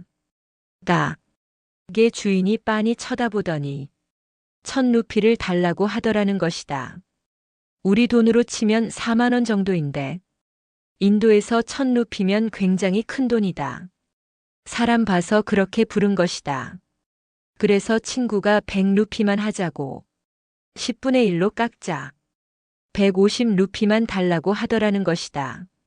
그래서 다시 70루피만 하자느니 어쩌느니 하면서 한참 옥신각신하다가 그냥 나오려니까 주인은 할 수 없이 가져가라고 했다. 1000루피짜리를 70루피에 산 것이다. 얼마나 기뻤겠는가. 그런데 값을 지불하고 나오려고 하니까 주인이 뒤에서 You happy? 하고 묻더라는 것이다. 당신 행복하냐고 그렇게 싼 값에 물건을 사서 정말로 행복하냐고. 이 말을 듣고 친구는 머리를 한대 얻어맞은 것 같더라고 했다. 그건 행복하고는 상관이 없는 일이다. 그건 행복이 될 수 없다. 그러면서도 동시에 이렇게 얘기하더라는 것이다. 당신이 행복하다면 나도 행복하다. 그러나 당신이 행복하지 않다면 그것은 내 문제가 아니라 당신의 문제다. 그래서 그 친구가 거기서 행복에 대해 큰 교훈을 얻었다는 그런 얘기를 들었다. 물건은 우리를 행복하게 해주지 못한다. 소유물은 오히려 우리를 소유해버린다. 필요에 따라 살되 욕망에 따라 살면 안 된다. 욕망과 필요의 차이를 분명히 알고 사람은 만족할 줄 알아야 한다. 부처가 마지막 설한 유교경에는 이런 구절이 나온다. 모든 고뇌에서 벗어나고자 한다면 만족할 줄 알아라. 만족할 줄 알면 항상 넉넉하고 즐거우며 평온하다. 그런 사람은 비록 맨 땅 위에 누워 있을지라도 편안하고 즐겁다. 그러나 만족할 줄 모르는 사람은 설령 천국에 있을지라도 그 뜻에 흡족하지 않을 것이다. 맑고 향기롭게 살려면 자연의 질서를 삶의 원리로 받아들여야 한다. 우리들 자신이 자연의 일부이며 소우주의다. 가령 날씨가 찌뿌둥하고 저기압일 때 우리 몸도 쑤시고 결린다. 날씨가 화창하면 우리들 몸과 마음도 경쾌해진다. 이것은 우리가 자연의 일부이기 때문이다. 우리 몸 자체가 정신적으로나 심리적으로 자연의 일부이기 때문이다. 자연은 우리에게 많은 것을 아낌없이 무상으로 베풀어 주고 있다. 마치 어머니가 어린 자식에게 자신이 가진 모든 것을 아낌없이 베풀듯이 우리에게 주고 있다. 맑은 공기와 시원한 바람, 따뜻한 햇살, 기름진 흙, 천연의 생수와 강물, 침묵에 잠긴 고요, 별이 빛나는 밤하늘, 아름다운 꽃과 새소리 등 온종일 주어 새도 모자랄 정도로 자연은 우리에게 많은 것을 거저준다. 전혀 대가도 없이. 그러나 사람들은 그것을 받고도 고마운 줄을 모른다. 함부로 허물고 더럽히고 끝없이 학대하고 있다. 우리들 인간의 생활은 생태계적인 순환에서 벗어날 수 없다. 우리 삶 자체가 생태계 순환 속에 들어있고 우리들 인간의 행위가 자연계에 직접적인 영향을 미치며 그 행위는 다시 결과로서 우리에게 되돌아온다. 이런 현상이 인과 법칙이고 우주 질서이다. 들짐승들은 자신들이 사는 둥지를 결코 더럽히지 않는다. 사람들만이, 소위 문명인이라는 인간들만이 자신들의 생활 환경을 끝없이 허물고 더럽힌다. 만신창이가 되어 앓고 있는 자연의 신음소리는 곧 우리들 자신의 질병이다. 동시에 그 신음소리는 바로 우리들 자신의 신음소리이다. 우리들 자신이 자연의 일부인 소우주이기 때문이다. 자연이 허물어지고 오염되면 우리가 기댈 곳이 어디인가? 그렇게 되면 우리들 자신의 영역이 허물어지고 오염되는 것이다. 우리가 보다 인간다운 삶을 이룩하려면 될 수 있는 한 생활용품을 적게 사용하면서 간소하게 살아야 한다. 우리가 쓰고 있는 모든 물건은 지구상의 한정된 자원의 일부이다. 이것은 우리들만의 것이 아니다. 우리들 당대에서 써버리고 탕진할 그런 것이 아니다. 모든 물건은 공장에서 기계와 기름과 화공약품으로 생산되기 때문에 과도한 소비는 반드시 자연의 훼손과 환경의 오염을 가져온다. 신발 한 켤레, 옷 한 벌, 가전제품 한 가지, 가구 하나를 만들어내는 데는 그만큼 매연과 산업 쓰레기와 더러운 물이 생긴다는 사실을 기억해야 한다. 모든 생명력은 자기 자신을 스스로 정화하는 능력을 갖고 있다. 곧 자정 능력을 갖고 있다. 그러나 일정한 한계를 넘으면 그 자정 능력을 상실하고 만다. 이것이 생명력이다. 인간이나 자연 모두 마찬가지이다. 자연에게 너무 과다한 짐을 지우니까, 너무 착취하니까 자기를 정화할 수 있는 자정 능력을 잃어버렸다. 그렇게 되면 인간의 삶 자체도 병들어 버린다. 우리들 스스로가 억제하고 조절할 수 있는, 극복할 수 있는 그런 능력을 상실하게 된다.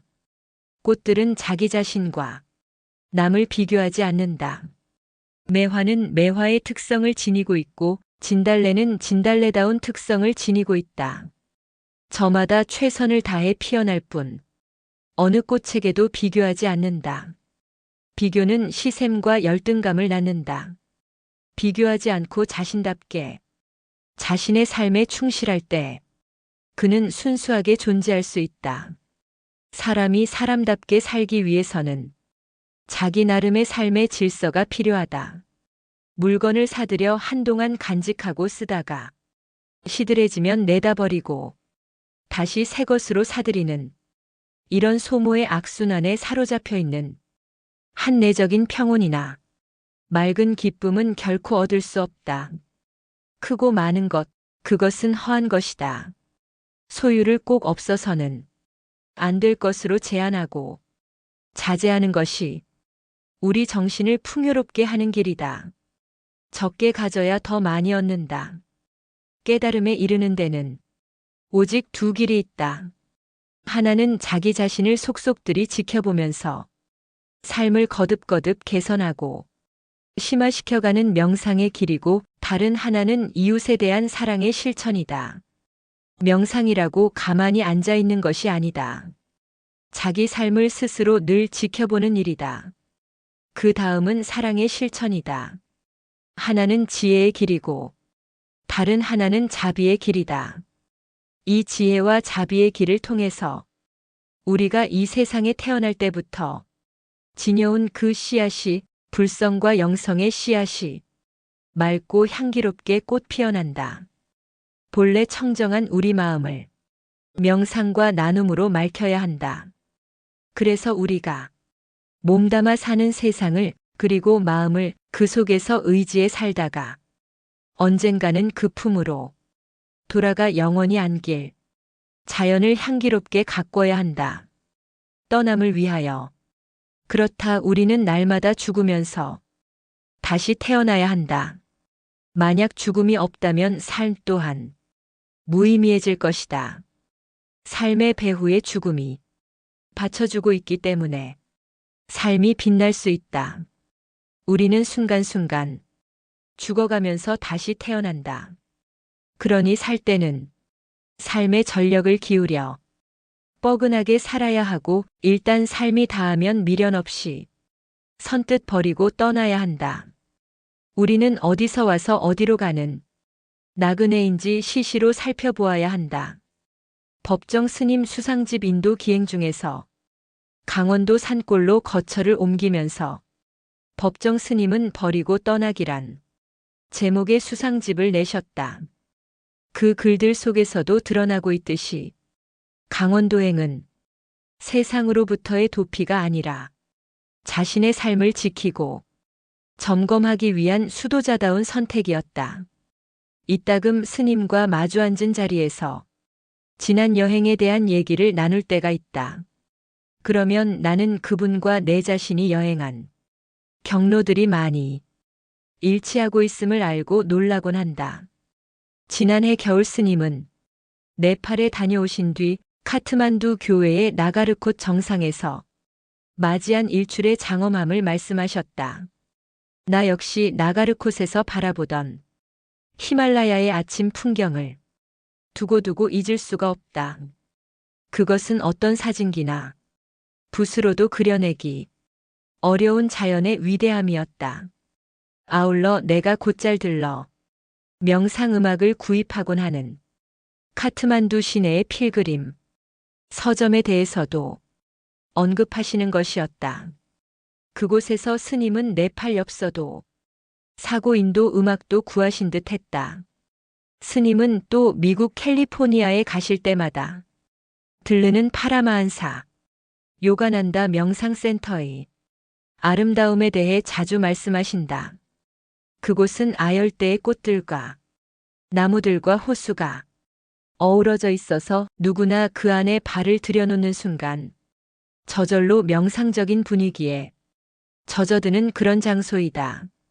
명상센터 앞으로는 끝없는 해안도로와 툭 트인 바다가 유혹한다. 나 역시 1년에 한 달씩 미국에 가서 머물 때면 곧잘 그 명상센터에 가서 앉아있곤 했다. 그러면 갑자기 마음이 평온을 되찾고 호수의 일렁이는 꽃 그림자들 틈새에서 침묵의 무게가 느껴졌다. 또한 나는 크리슈나무르티가 생애 마지막까지 살았던 캘리포니아의 오하이 밸리에 갔을 때 그곳에 펼쳐진 귤밭 너머로 지는 저녁 석양을 너클 잃고 바라본 기억이 있다. 그리고 크리슈나무르티가 강연 뒤에 바하의 음악을 즐겨 들었다는 방도 구경한 적이 있다. 놀랍게도 스님께서도 똑같은 경험을 말씀하시는 것이었다. 남인도 마드라스의 스리 오로빈도 아쉬람과 그 옆에 널따란 바다 풍경, 바라나시의 일렁이는 겐지스 강물, 네팔 포카라의 서늘한 아름다움까지도 스님과 나는 공유한다. 또한 신지아케 본부에 서 있는 거대한 반얀나무, 스리랑카의 아누라다푸라에 있는 부처님 당시의 보리수 샌프란시스코의 울창한 레드우드 숲에 대해서도 스님과 대화를 나누었다. 그러면서 내심 나는 놀랄 수밖에 없다. 그분은 어디에도 안주하지 않으려 하신다. 그것이 그 많은 여행지로 홀로 다니시는 주된 이유이다. 여행자이고 나그네임을 숙명으로 여기고 구차한 삶에 어느 구석에도 머물지 않으신다. 진정한 자유인의 행로가 아닐 수 없다. 불이람이나 강원도, 산중에 홀로 계시지만 그분은 또 갑자기 스위스의 산정이나 북인도 다르질링의 칸첸중가, 히말라야 앞에 서 계신다. 그리고는 또 돌아와 산중의 얼음을 깨고 물을 길어오시는 것이다. 법정 스님 산에는 꽃이 피네. 여끈이 떠남을 위하여 가을이 왔다. 가을은 흔히 독서의 계절이라고 말하지만 나는 오히려 가을이 들어서니까 책이 읽히지 않는다. 다른 이유보다도 이 청청한 날씨 때문이다. 맑은 공기와 푸르른 날씨 때문에 방 안의 책상 앞에 버티고 앉아 있을 수가 없는 것이다. 나무 아래서 서성거리기만 해도 존재가 넉넉해지는데 굳이 좁은 방 안에 들어앉아 책장을 넘기는 것이 마음에 차지 않는다. 독서의 계절이란 말이 적어도 나한테는 해당이 안 되는 듯하다. 그럼 가을은 무슨 말로 메울 수 있는가? 떠남의 계절이다. 가을에는 어디론가 훌쩍 떠나고 싶어진다. 가을은 잎이 가지를 떠나고 열매가 나무를 떠나는 계절이다. 사람이 먼 길을 떠나고 싶어지는 계절이다. 다시 말해 반복의 굴레에서 벗어나고 싶은 계절이다. 따라서 여행은 목적지에 도달하는 일이기보다 일상의 굴레에서 벗어나는데 그 일차적인 의미가 있다. 가끔은 자기가 살던 곳을 떠나볼 일이다. 떠나보면 평소에 내가 어떻게 살았는가를 객관적인 시각에서 볼 수 있다. 새삼스럽게 자기 존재의 무게를 헤아릴 수가 있다. 떠나는 것을 불교적인 용어로 출가 또는 출진이라고 한다. 가는 집에서 나온다는 뜻이고 출진은 티끌에서 벗어난다는 것, 곧 욕심에서 벗어난다는 뜻이다. 어디로부터 떠나는가? 속박의 굴레에서 떠나고 무뎌진 타성의 늪에서 떠나고 집착하는 마음으로부터 떠난다. 이것이 곧 출가이다. 수도승이 되기 위해 입산 출가한 사람들을 보면 살던 집을 버리고 똑같이 나온 사람들인데 봄철에 온 사람들과 가을철에 온 사람들이 다르다. 계절적인 분위기가 작용함인지 들뜨기 쉬운 봄에 집을 나온 사람들은 뿌리 내리지 못한 채 왔던 길로 되돌아가는 경우가 많다. 그러나 가을이나 겨울철에 집을 나온 사람들은 어지간해서는 물러갈 줄을 모른다. 사람들은 곧잘 내게 왜 스님이 됐는가? 하고 묻는다. 신부들과 수녀들도 곧잘 이런 질문을 받을 것이다. 그 질문을 받을 때마다 나는 세상이 무상해서 중생을 구제하기 위해서 생사의 문제를 해결하기 위해서라고는 결코 말하지 않는다. 왜냐하면 그런 뜻에서 출가한 것이 아니기 때문이다. 나는 나대로 살고 싶어서 내 식대로 살고 싶어서 출가를 했다. 자기 식대로 사는 것, 나대로 사는 것을 위해서다. 그것이 세상의 윤리권 밖에서 제멋대로 사는 것이 아님은 물론이다. 그만큼 무거운 짐이 내게 주어진 것이다. 어떤 출가의 경우라도 그것은 스스로 선택한 길이다. 선택당한 길이 아니고 선택한 길이다. 적어도 자살의 비길만큼 철저한 자기 부정을 거쳐 선택한 길이다. 무엇에 대한 부정인가? 비본질적인 것에 대한 부정이다. 철저한 부정 없이 긍정에 도달하기는 어렵다. 철저한 절망을 통해서 자기 부정을 통해서 인간은 거듭날 수 있고 삶을 재구성할 수 있다. 따라서 종교적 세계에서는 절망은 죽음에 이르는 병일 수가 없다. 오히려 절망은 거듭날 수 있는 계기이고 자기 인생을 재구성하기 위한 진통이다. 종교적 체험은 자기 부정을 통해서 얻어지는 대긍정에 그 의미가 있다. 떠난다는 것은 소극적인 도피가 아니라 보다 높은 이상을 위한 적극적인 추구이다. 인도 사람들은 고대 베다 시대부터 인생의 목적을 세 가지에 두었다. 첫째는 애욕 곧 육체적인 쾌락이고, 둘째는 재산 곧 물질적인 부이고, 셋째는 종교 곧 정신적인 자유이다. 육체적인 쾌락과 물질적인 부는 일상적으로 즐길 수 있는 것들이다. 성질은 다르지만 동물도 육체적인 쾌락이나 물질적인 부를 누리는 기능을 지니고 있다. 사람만이 유일하게 정신적인 자유를 갈구하는 기능을 갖고 있다. 또한 인도에서는 인생을 네 시기로 나누었다. 고대 인도인들뿐만 아니라 현대의 일부 힌두교인들도 이 네 시기에 따라서 인생을 살고 있다. 그 첫 번째 시기는 범행기라 하여 스스로의 집에서 살면서 베다 성전 등의 고전과 학문을 배우는 시기이다. 그 다음은 가죽이라 하여 집에 머무는 기간이다.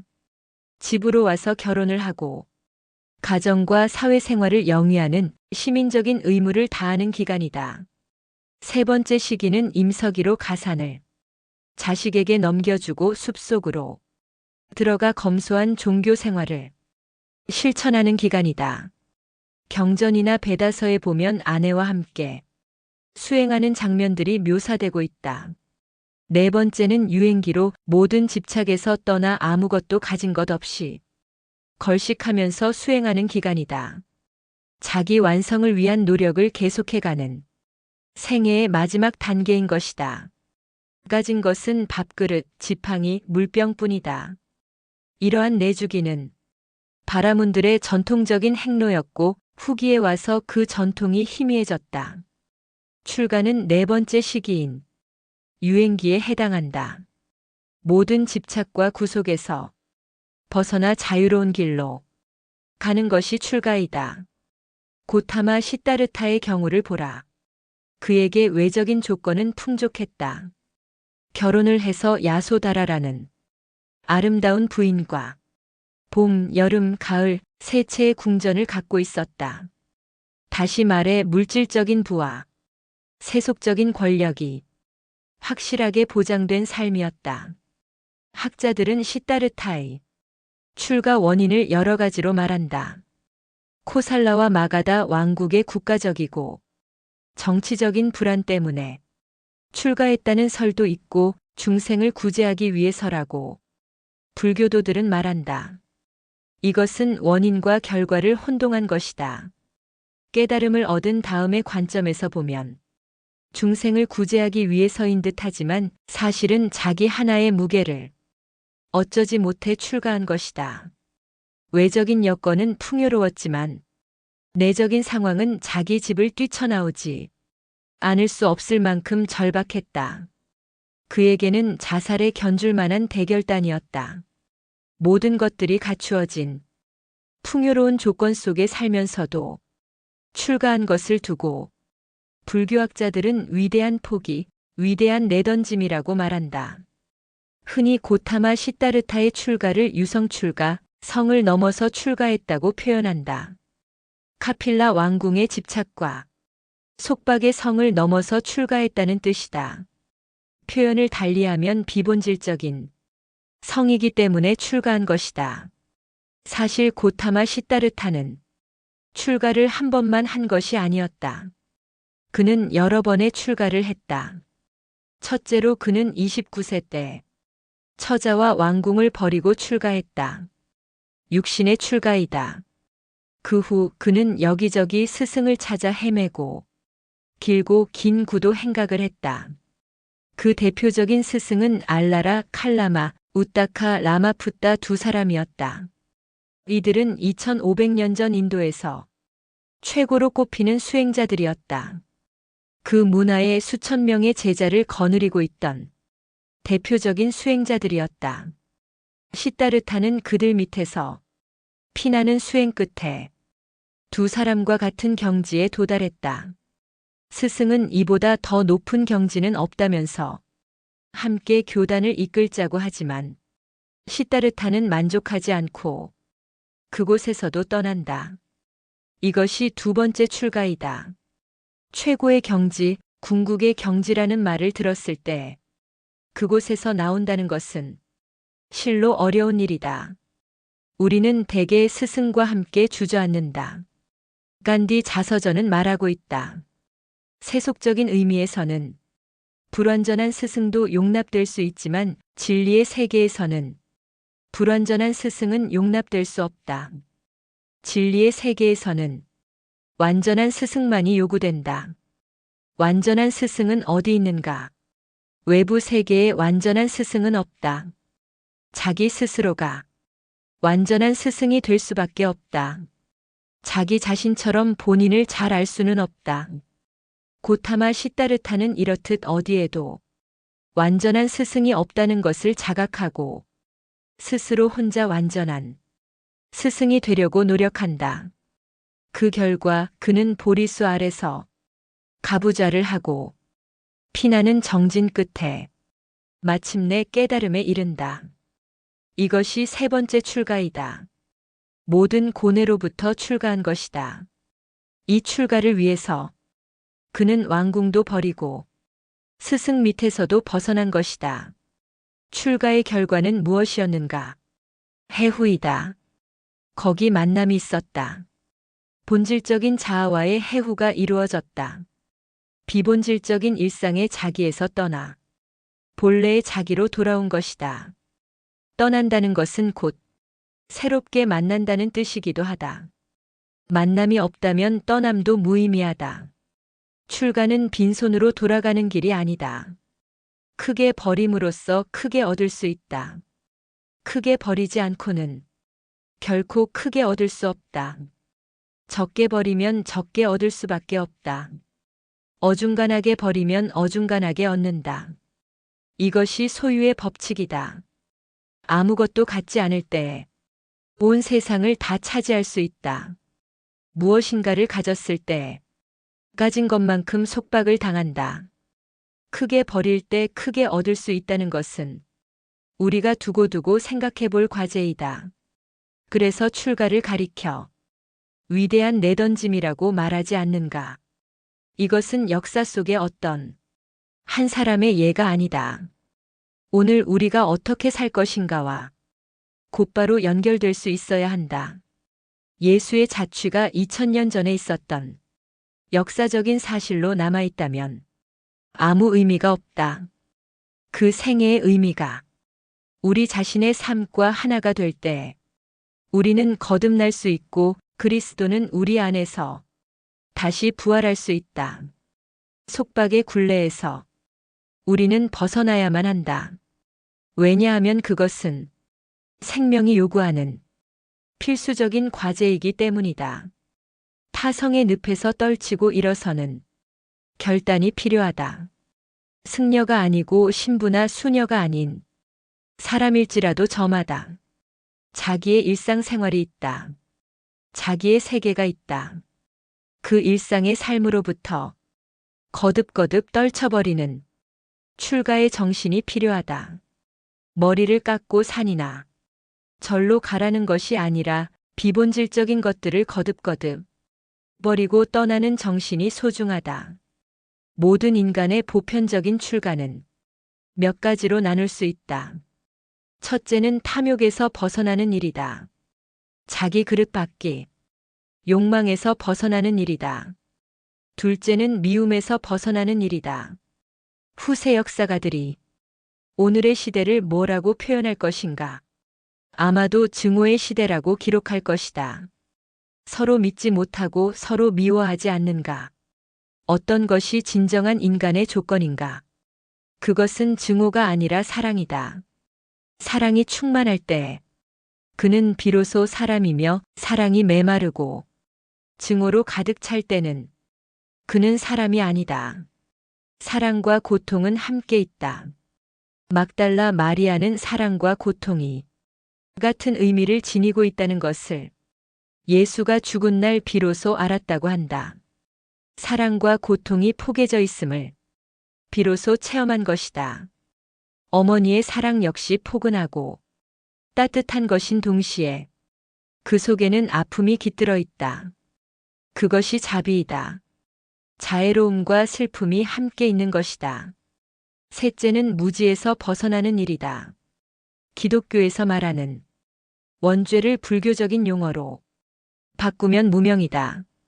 밝음이 없다는 뜻이다. 인간이 인간일 수 있는 것은 자기 자신을 끊임없이 형성해 가는 데 있다.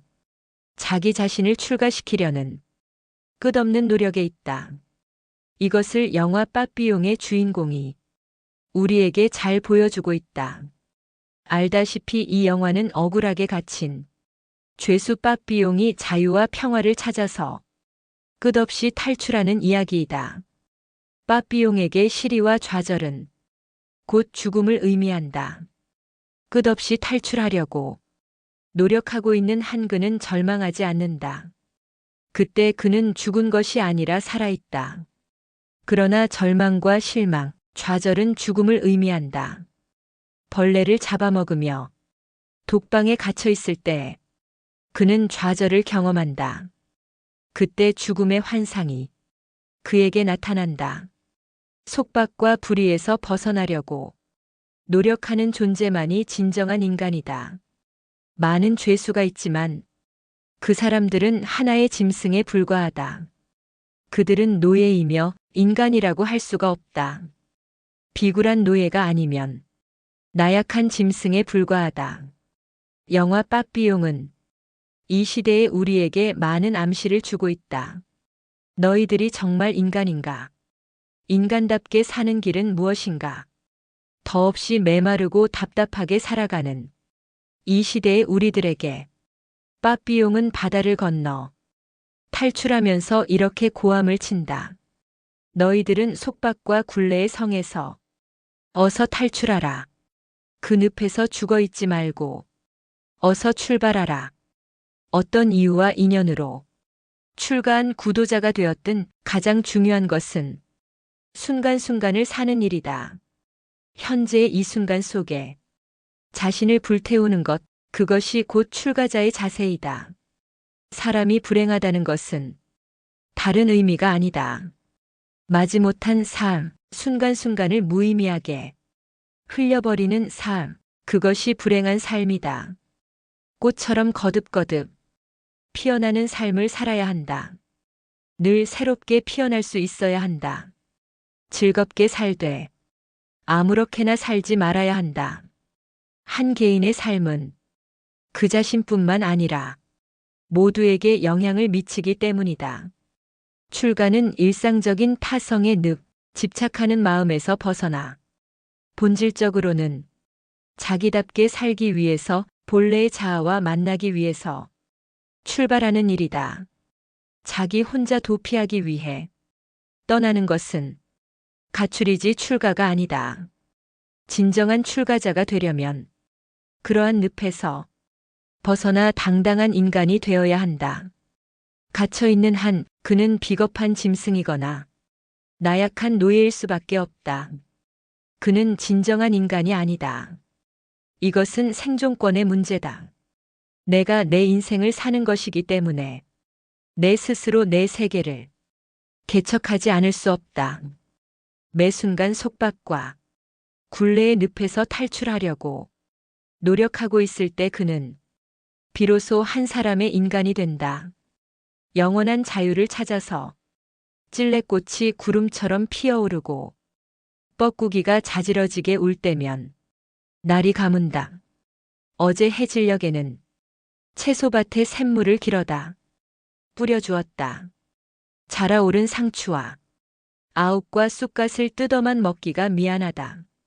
사람은 목이 마르면 물을 마시고 갖가지 음료수를 들이키면서 목말라 하는 채소를 보고 모른 채 할 수가 없었다. 오늘 아침에 보니 채소밭에는 생기가 감돌았다. 그 생기는 보살핌에 대한 응답이다. 법정 스님 수상집. 물소리 바람소리 중에서 무더운 여름 스님은 오두막 앞을 흐르는 개울에 땀을 씻으러 갔다가 그만 넘어지셨다. 미끄러운 바위에 발을 헛디뎌 뒤로 나동그라진 것이다. 위험한 순간 머리에서 많은 피가 흘렀지만 스님은 끝내 병원을 가지 않고 혼자서 치료를 하셨다. 그 이유에 대해 그분은 이렇게 말씀하셨다. 아무도 모르는 곳에서 혼자 자유롭게 살고 있는데 병원을 찾게 되면 내 신분과 거처가 노출되고 말 거라는 생각이 들었다. 그때 병원을 찾지 않은 내 고집을 나는 지금까지도 잘한 일로 여기고 있다. 사실 그것은 대단히 위험한 상황일 수도 있었다. 하지만 목숨까지도 자유와 맞바꾸지 않으려는 그 정신이 서늘하기까지 하다. 얼마 동안을 머리에 붕대를 붙이고 다니시면서도 끝내 병원을 찾지 않으셨다. 그 후 스님은 사람들이 모인 자리에서 거듭 말씀하셨다. 죽음은 전혀 예기치 않은 순간에 뒤에서 덮칠 수가 있다. 죽음은 앞에서만 오는 것이 아니다. 그러므로 언제고 자신의 죽음에 대비하는 삶을 살 수 있어야 한다. 고타마 붓다도 임종의 자리에 이르러 말했다고 하지 않는가. 생은 덧없으니 부지런히 자신을 점검하라. 한편 금세기의 성자로 일컬어지는 지두 크리슈나무르타는 이렇게 말하고 있다. 오늘이 마지막 날인 것처럼 살자. 이 순간이 나에게 주어진 마지막 순간인 것처럼 살아야 한다. 굳이 말하지 않아도 죽음은 삶의 종합이다. 내 자신이 알고 있거나 주위의 다른 여러 사람들이 알고 있는 법정 스님에 관한 일화들을 돌아볼라치면 그분의 삶이 매 순간 하나의 절정에 근접해 있음을 느낄 수 있다. 스님의 휘파람 부는 솜씨는 일품이다. 불이람에 머무실 때는 아침에 휘파람을 불면 멀리 주암댐에서 날아온 호반새가 후방나무 위에 앉아 화답을 하곤 했다. 또한 봄에 산을 내려오시다가 오솔길 복판에 솟아난 대나무 싹을 보면 손으로 뽑으며 이렇게 속삭여주곤 하셨다. 미안하지만 여기는 너의 길이 아니구나. 어린 죽순과 호반새와 길가의 구절초들과 대화를 나누는 그 모습은 생애 후반에 이르러 수많은 동물들과 얘기를 했다는 프란치스코 성인을 연상시킨다. 달라이 라마 역시 비가 오면 길가에 나와 있는 지렁이들을 손바닥에 들어 기도문을 외며 풀숲으로 옮겨준다고 나는 들었다. 그러한 성인들이 인간의 역사 속에 존재한다는 것은 그 자체로 하나의 기쁨이다. 고백하건대 법정 스님에 대해 내 자신이 속속들이 알지 못하고 그분과 하룻밤도 한 방에서 잠을 자본 적이 없지만 그러한 참인간과 함께 동시대를 살고 있다는 것이 내게는 숨통이 트이는 일이다. 법정 스님 산에는 꽃이 피네. 여끈이 영원한 자유를 찾아서 나는 요즘 다산 정약용의 글을 읽고 있다. 다산이 유배지에서 두 아들에게 보낸 편지를 읽노라면 그 속에 오늘의 지식인들에게 주는 메시지가 담겨 있음을 알 수 있다. 편지 글을 통해 다산은 학문을 하는 사람들이 어떤 자세를 가져야 하는가를 역설하고 있다.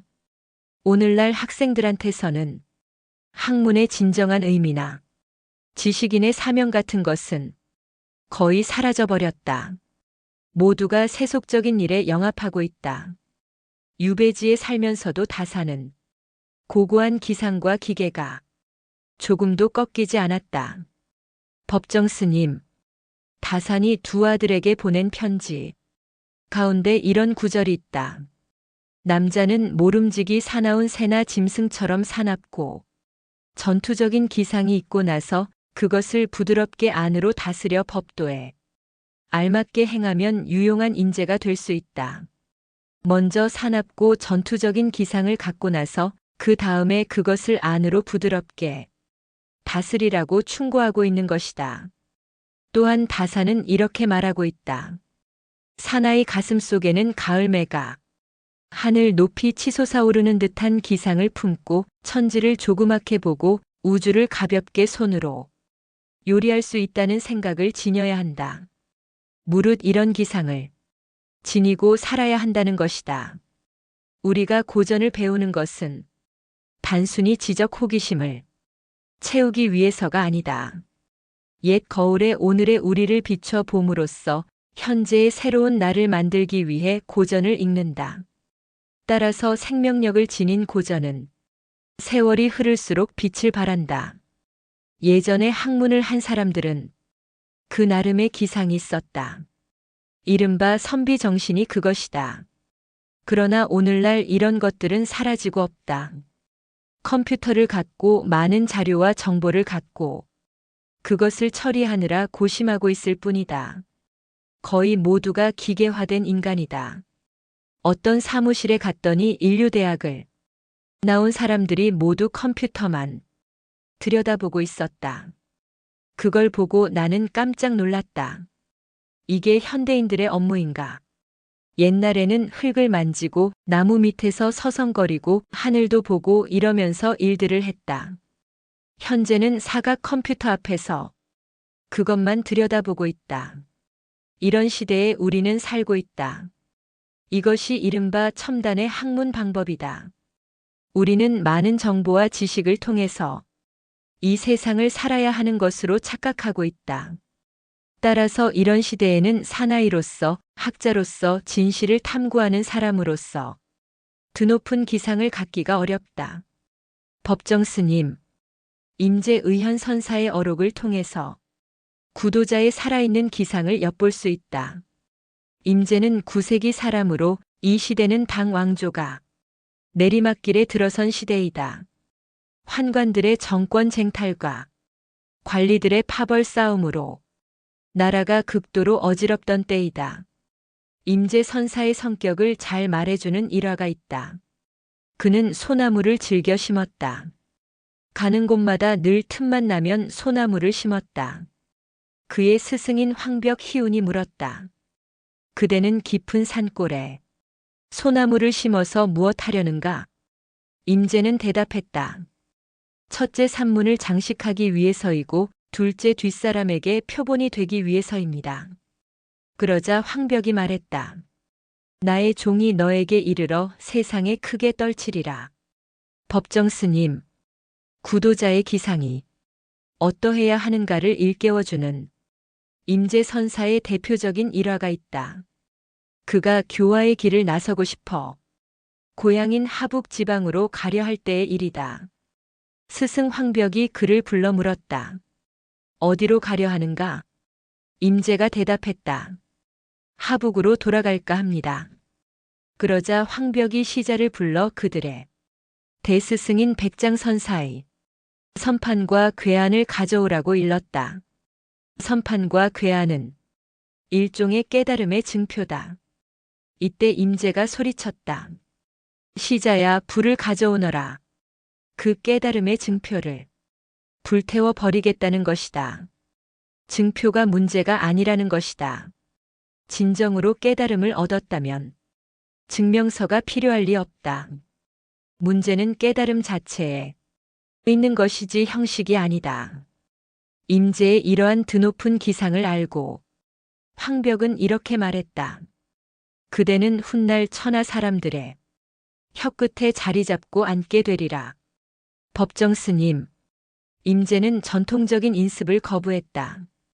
스승에 대한 불만에서가 아니라 수행에 자기 확신이 섰기 때문에 다른 소도구가 필요 없었다. 뒷날에 대해 종고 역시 임재 선사와 기질이 비슷했다. 대해는 스승인 원호의 저서인 벽암록을 사람들을 현혹시킨다 하여 불태워버렸다. 스승에 대한 배반이 아니라 어떤 의미에서는 이것이 스승을 살리는 길이다. 선가에는 이런 말이 전해져 온다. 장부 자유충천지, 불량 열애 행처행. 대장부는 하늘을 찌르는 기상이 있기에 부처와 열애가 가는 길이라 해서 따라가지 않겠다는 것이다. 내 길을 내가 가겠다는 것이다. 부처의 복제품이 되지 않겠다는 뜻이다. 조선시대의 사명 스님이 스승 서산 스님을 찾아 묘향산으로 갔을 때의 일이다. 스승이 제자에게 물었다. 어디서 오는가? 사명이 대답했다. 옛 길을 따라서 옵니다. 그러자 서산이 크게 꾸짖으며 말했다. 옛 길을 따르지 말라. 오직 너의 길을 가라. 현재에 사는 사람이 왜 옛 길을 따르냐는 것이다. 진리를 탐구하는 사람에게는 이런 기상이 있어야 한다. 이것은 저절로 되는 일이 아니다. 밤잠을 안 자고 탐구할 때 그러한 기백과 기상이 저절로 몸에 배게 된다. 오늘날 학문하는 사람에게는 그러한 기상이 없다. 생각 자체가 삶의 기쁨이 되어야 하는데 이 다음에 써먹기 위한 수단으로 과정으로 출세기를 위한 방편으로 학문을 하기 때문에 기상이나 기백이 돋아날 리 없다. 사회적 신분이나 좋은 자리를 얻기 위해 학문을 한다면 그는 졸장부에 불과하다. 법정 스님, 선가에는 흔히 임재할 덕산방이란 말이 있다. 할은 고함이고 방은 몽둥이이다. 할은 거부의 강력한 의사 표시이고 방은 그 직접적인 행동이다. 이렇듯 임재는 틀에 박힌 형식과 전통적인 의식을 강력히 부정했다. 임재의 어록에 보면 곳곳에 그런 정신이 여실히 표현되고 있다. 그대가 바른 견해를 얻고 싶거든 타인으로부터 미혹을 받지 말라. 안으로나 밖으로나 만나는 것은 모조리 죽여라.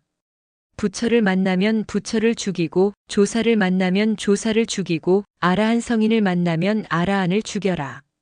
부모를 만나면 부모를 죽이고 친척이나 권속을 만나면 친척이나 권속을 죽여라.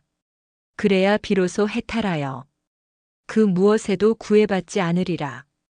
부처를 죽이라고 하면 타종교에서는 이해하지 못한다.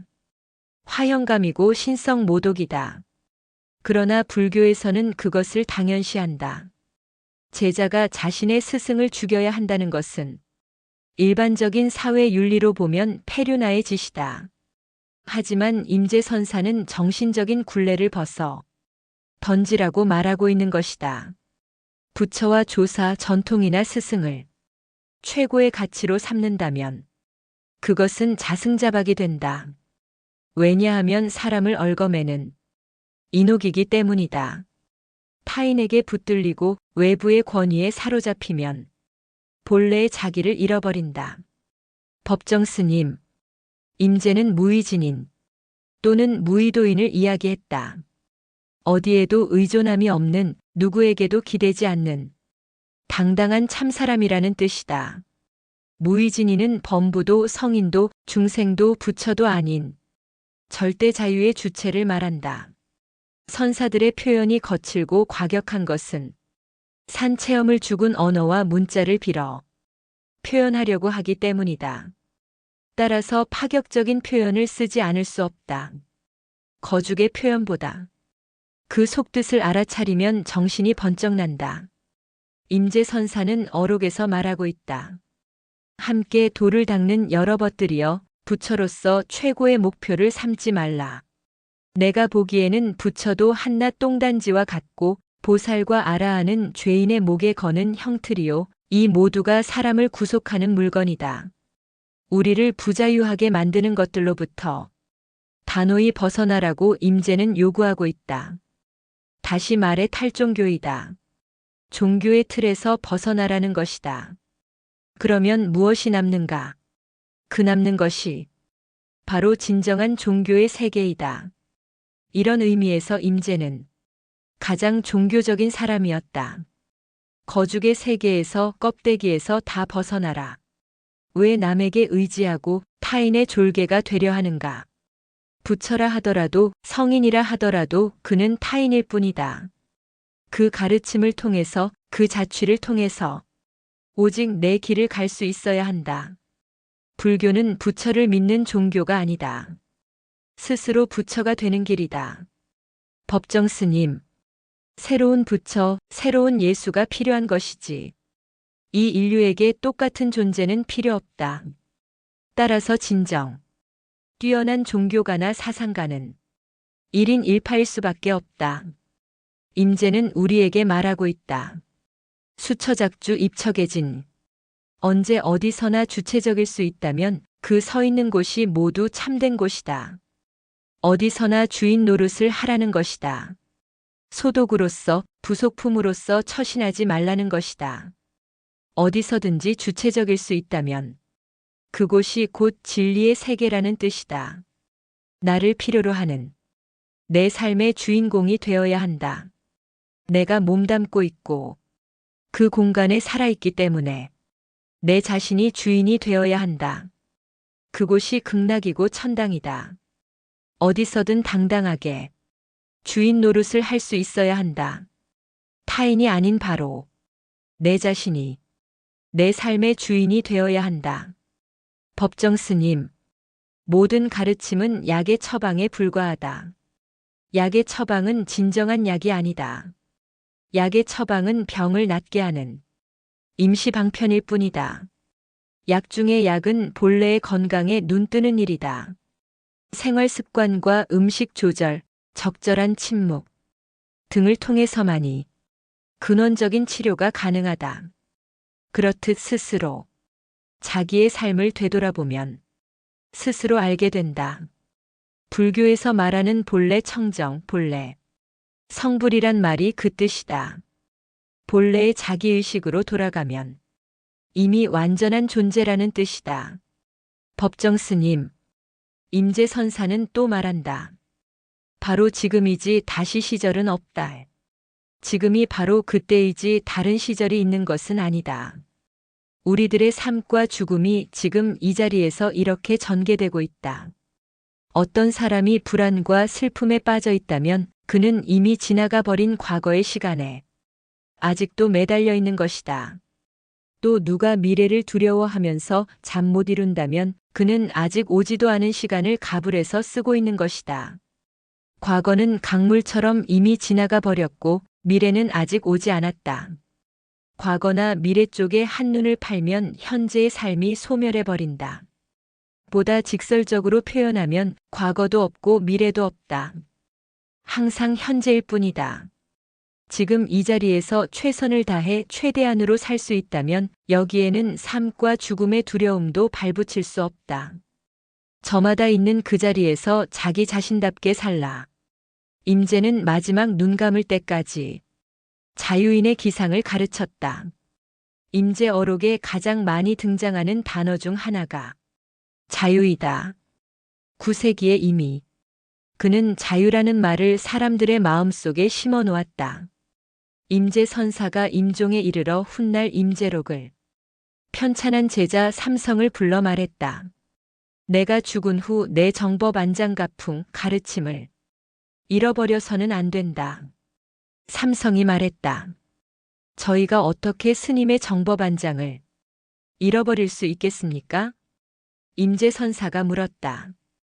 뒷날 누가 나의 정법안장을 물을 때 너는 어떻게 대답하겠는가? 이때 삼성이 할고함을 했다. 스승이 지금까지 해온 그 할을 그대로 모방한 것이다. 이것을 듣고 임재선사는 한탄을 한다. 대체 누가 생각이나 했겠는가? 이 눈먼 나귀한테서 내 정법안장이 소멸될 것을. 임재선사는 이 말을 끝내고 바로 그 자리에서 눈을 감았다. 누구든 자신의 길을 가야 한다. 좋은 제자란 스승을 뛰어넘어야 한다. 그래야 스승에 대한 은혜 갚음이 된다. 여기 한 가지 일화가 더 있다. 배휴라는 이름의 지방 장관이 새로 부임의 절을 찾아갔다. 배휴가 절을 안내하던 원주에게 어느 영정을 가리키며 물었다. 이분은 누구십니까? 원주가 대답했다. 이 절에서 살다가 돌아가신 큰 스님입니다. 배휴가 말했다. 얼굴은 그럴듯하군. 그럼 이 큰 스님은 지금 어디 계십니까? 원주는 대답을 못하고 그 절의 노승인 황벽 선사를 소개했다.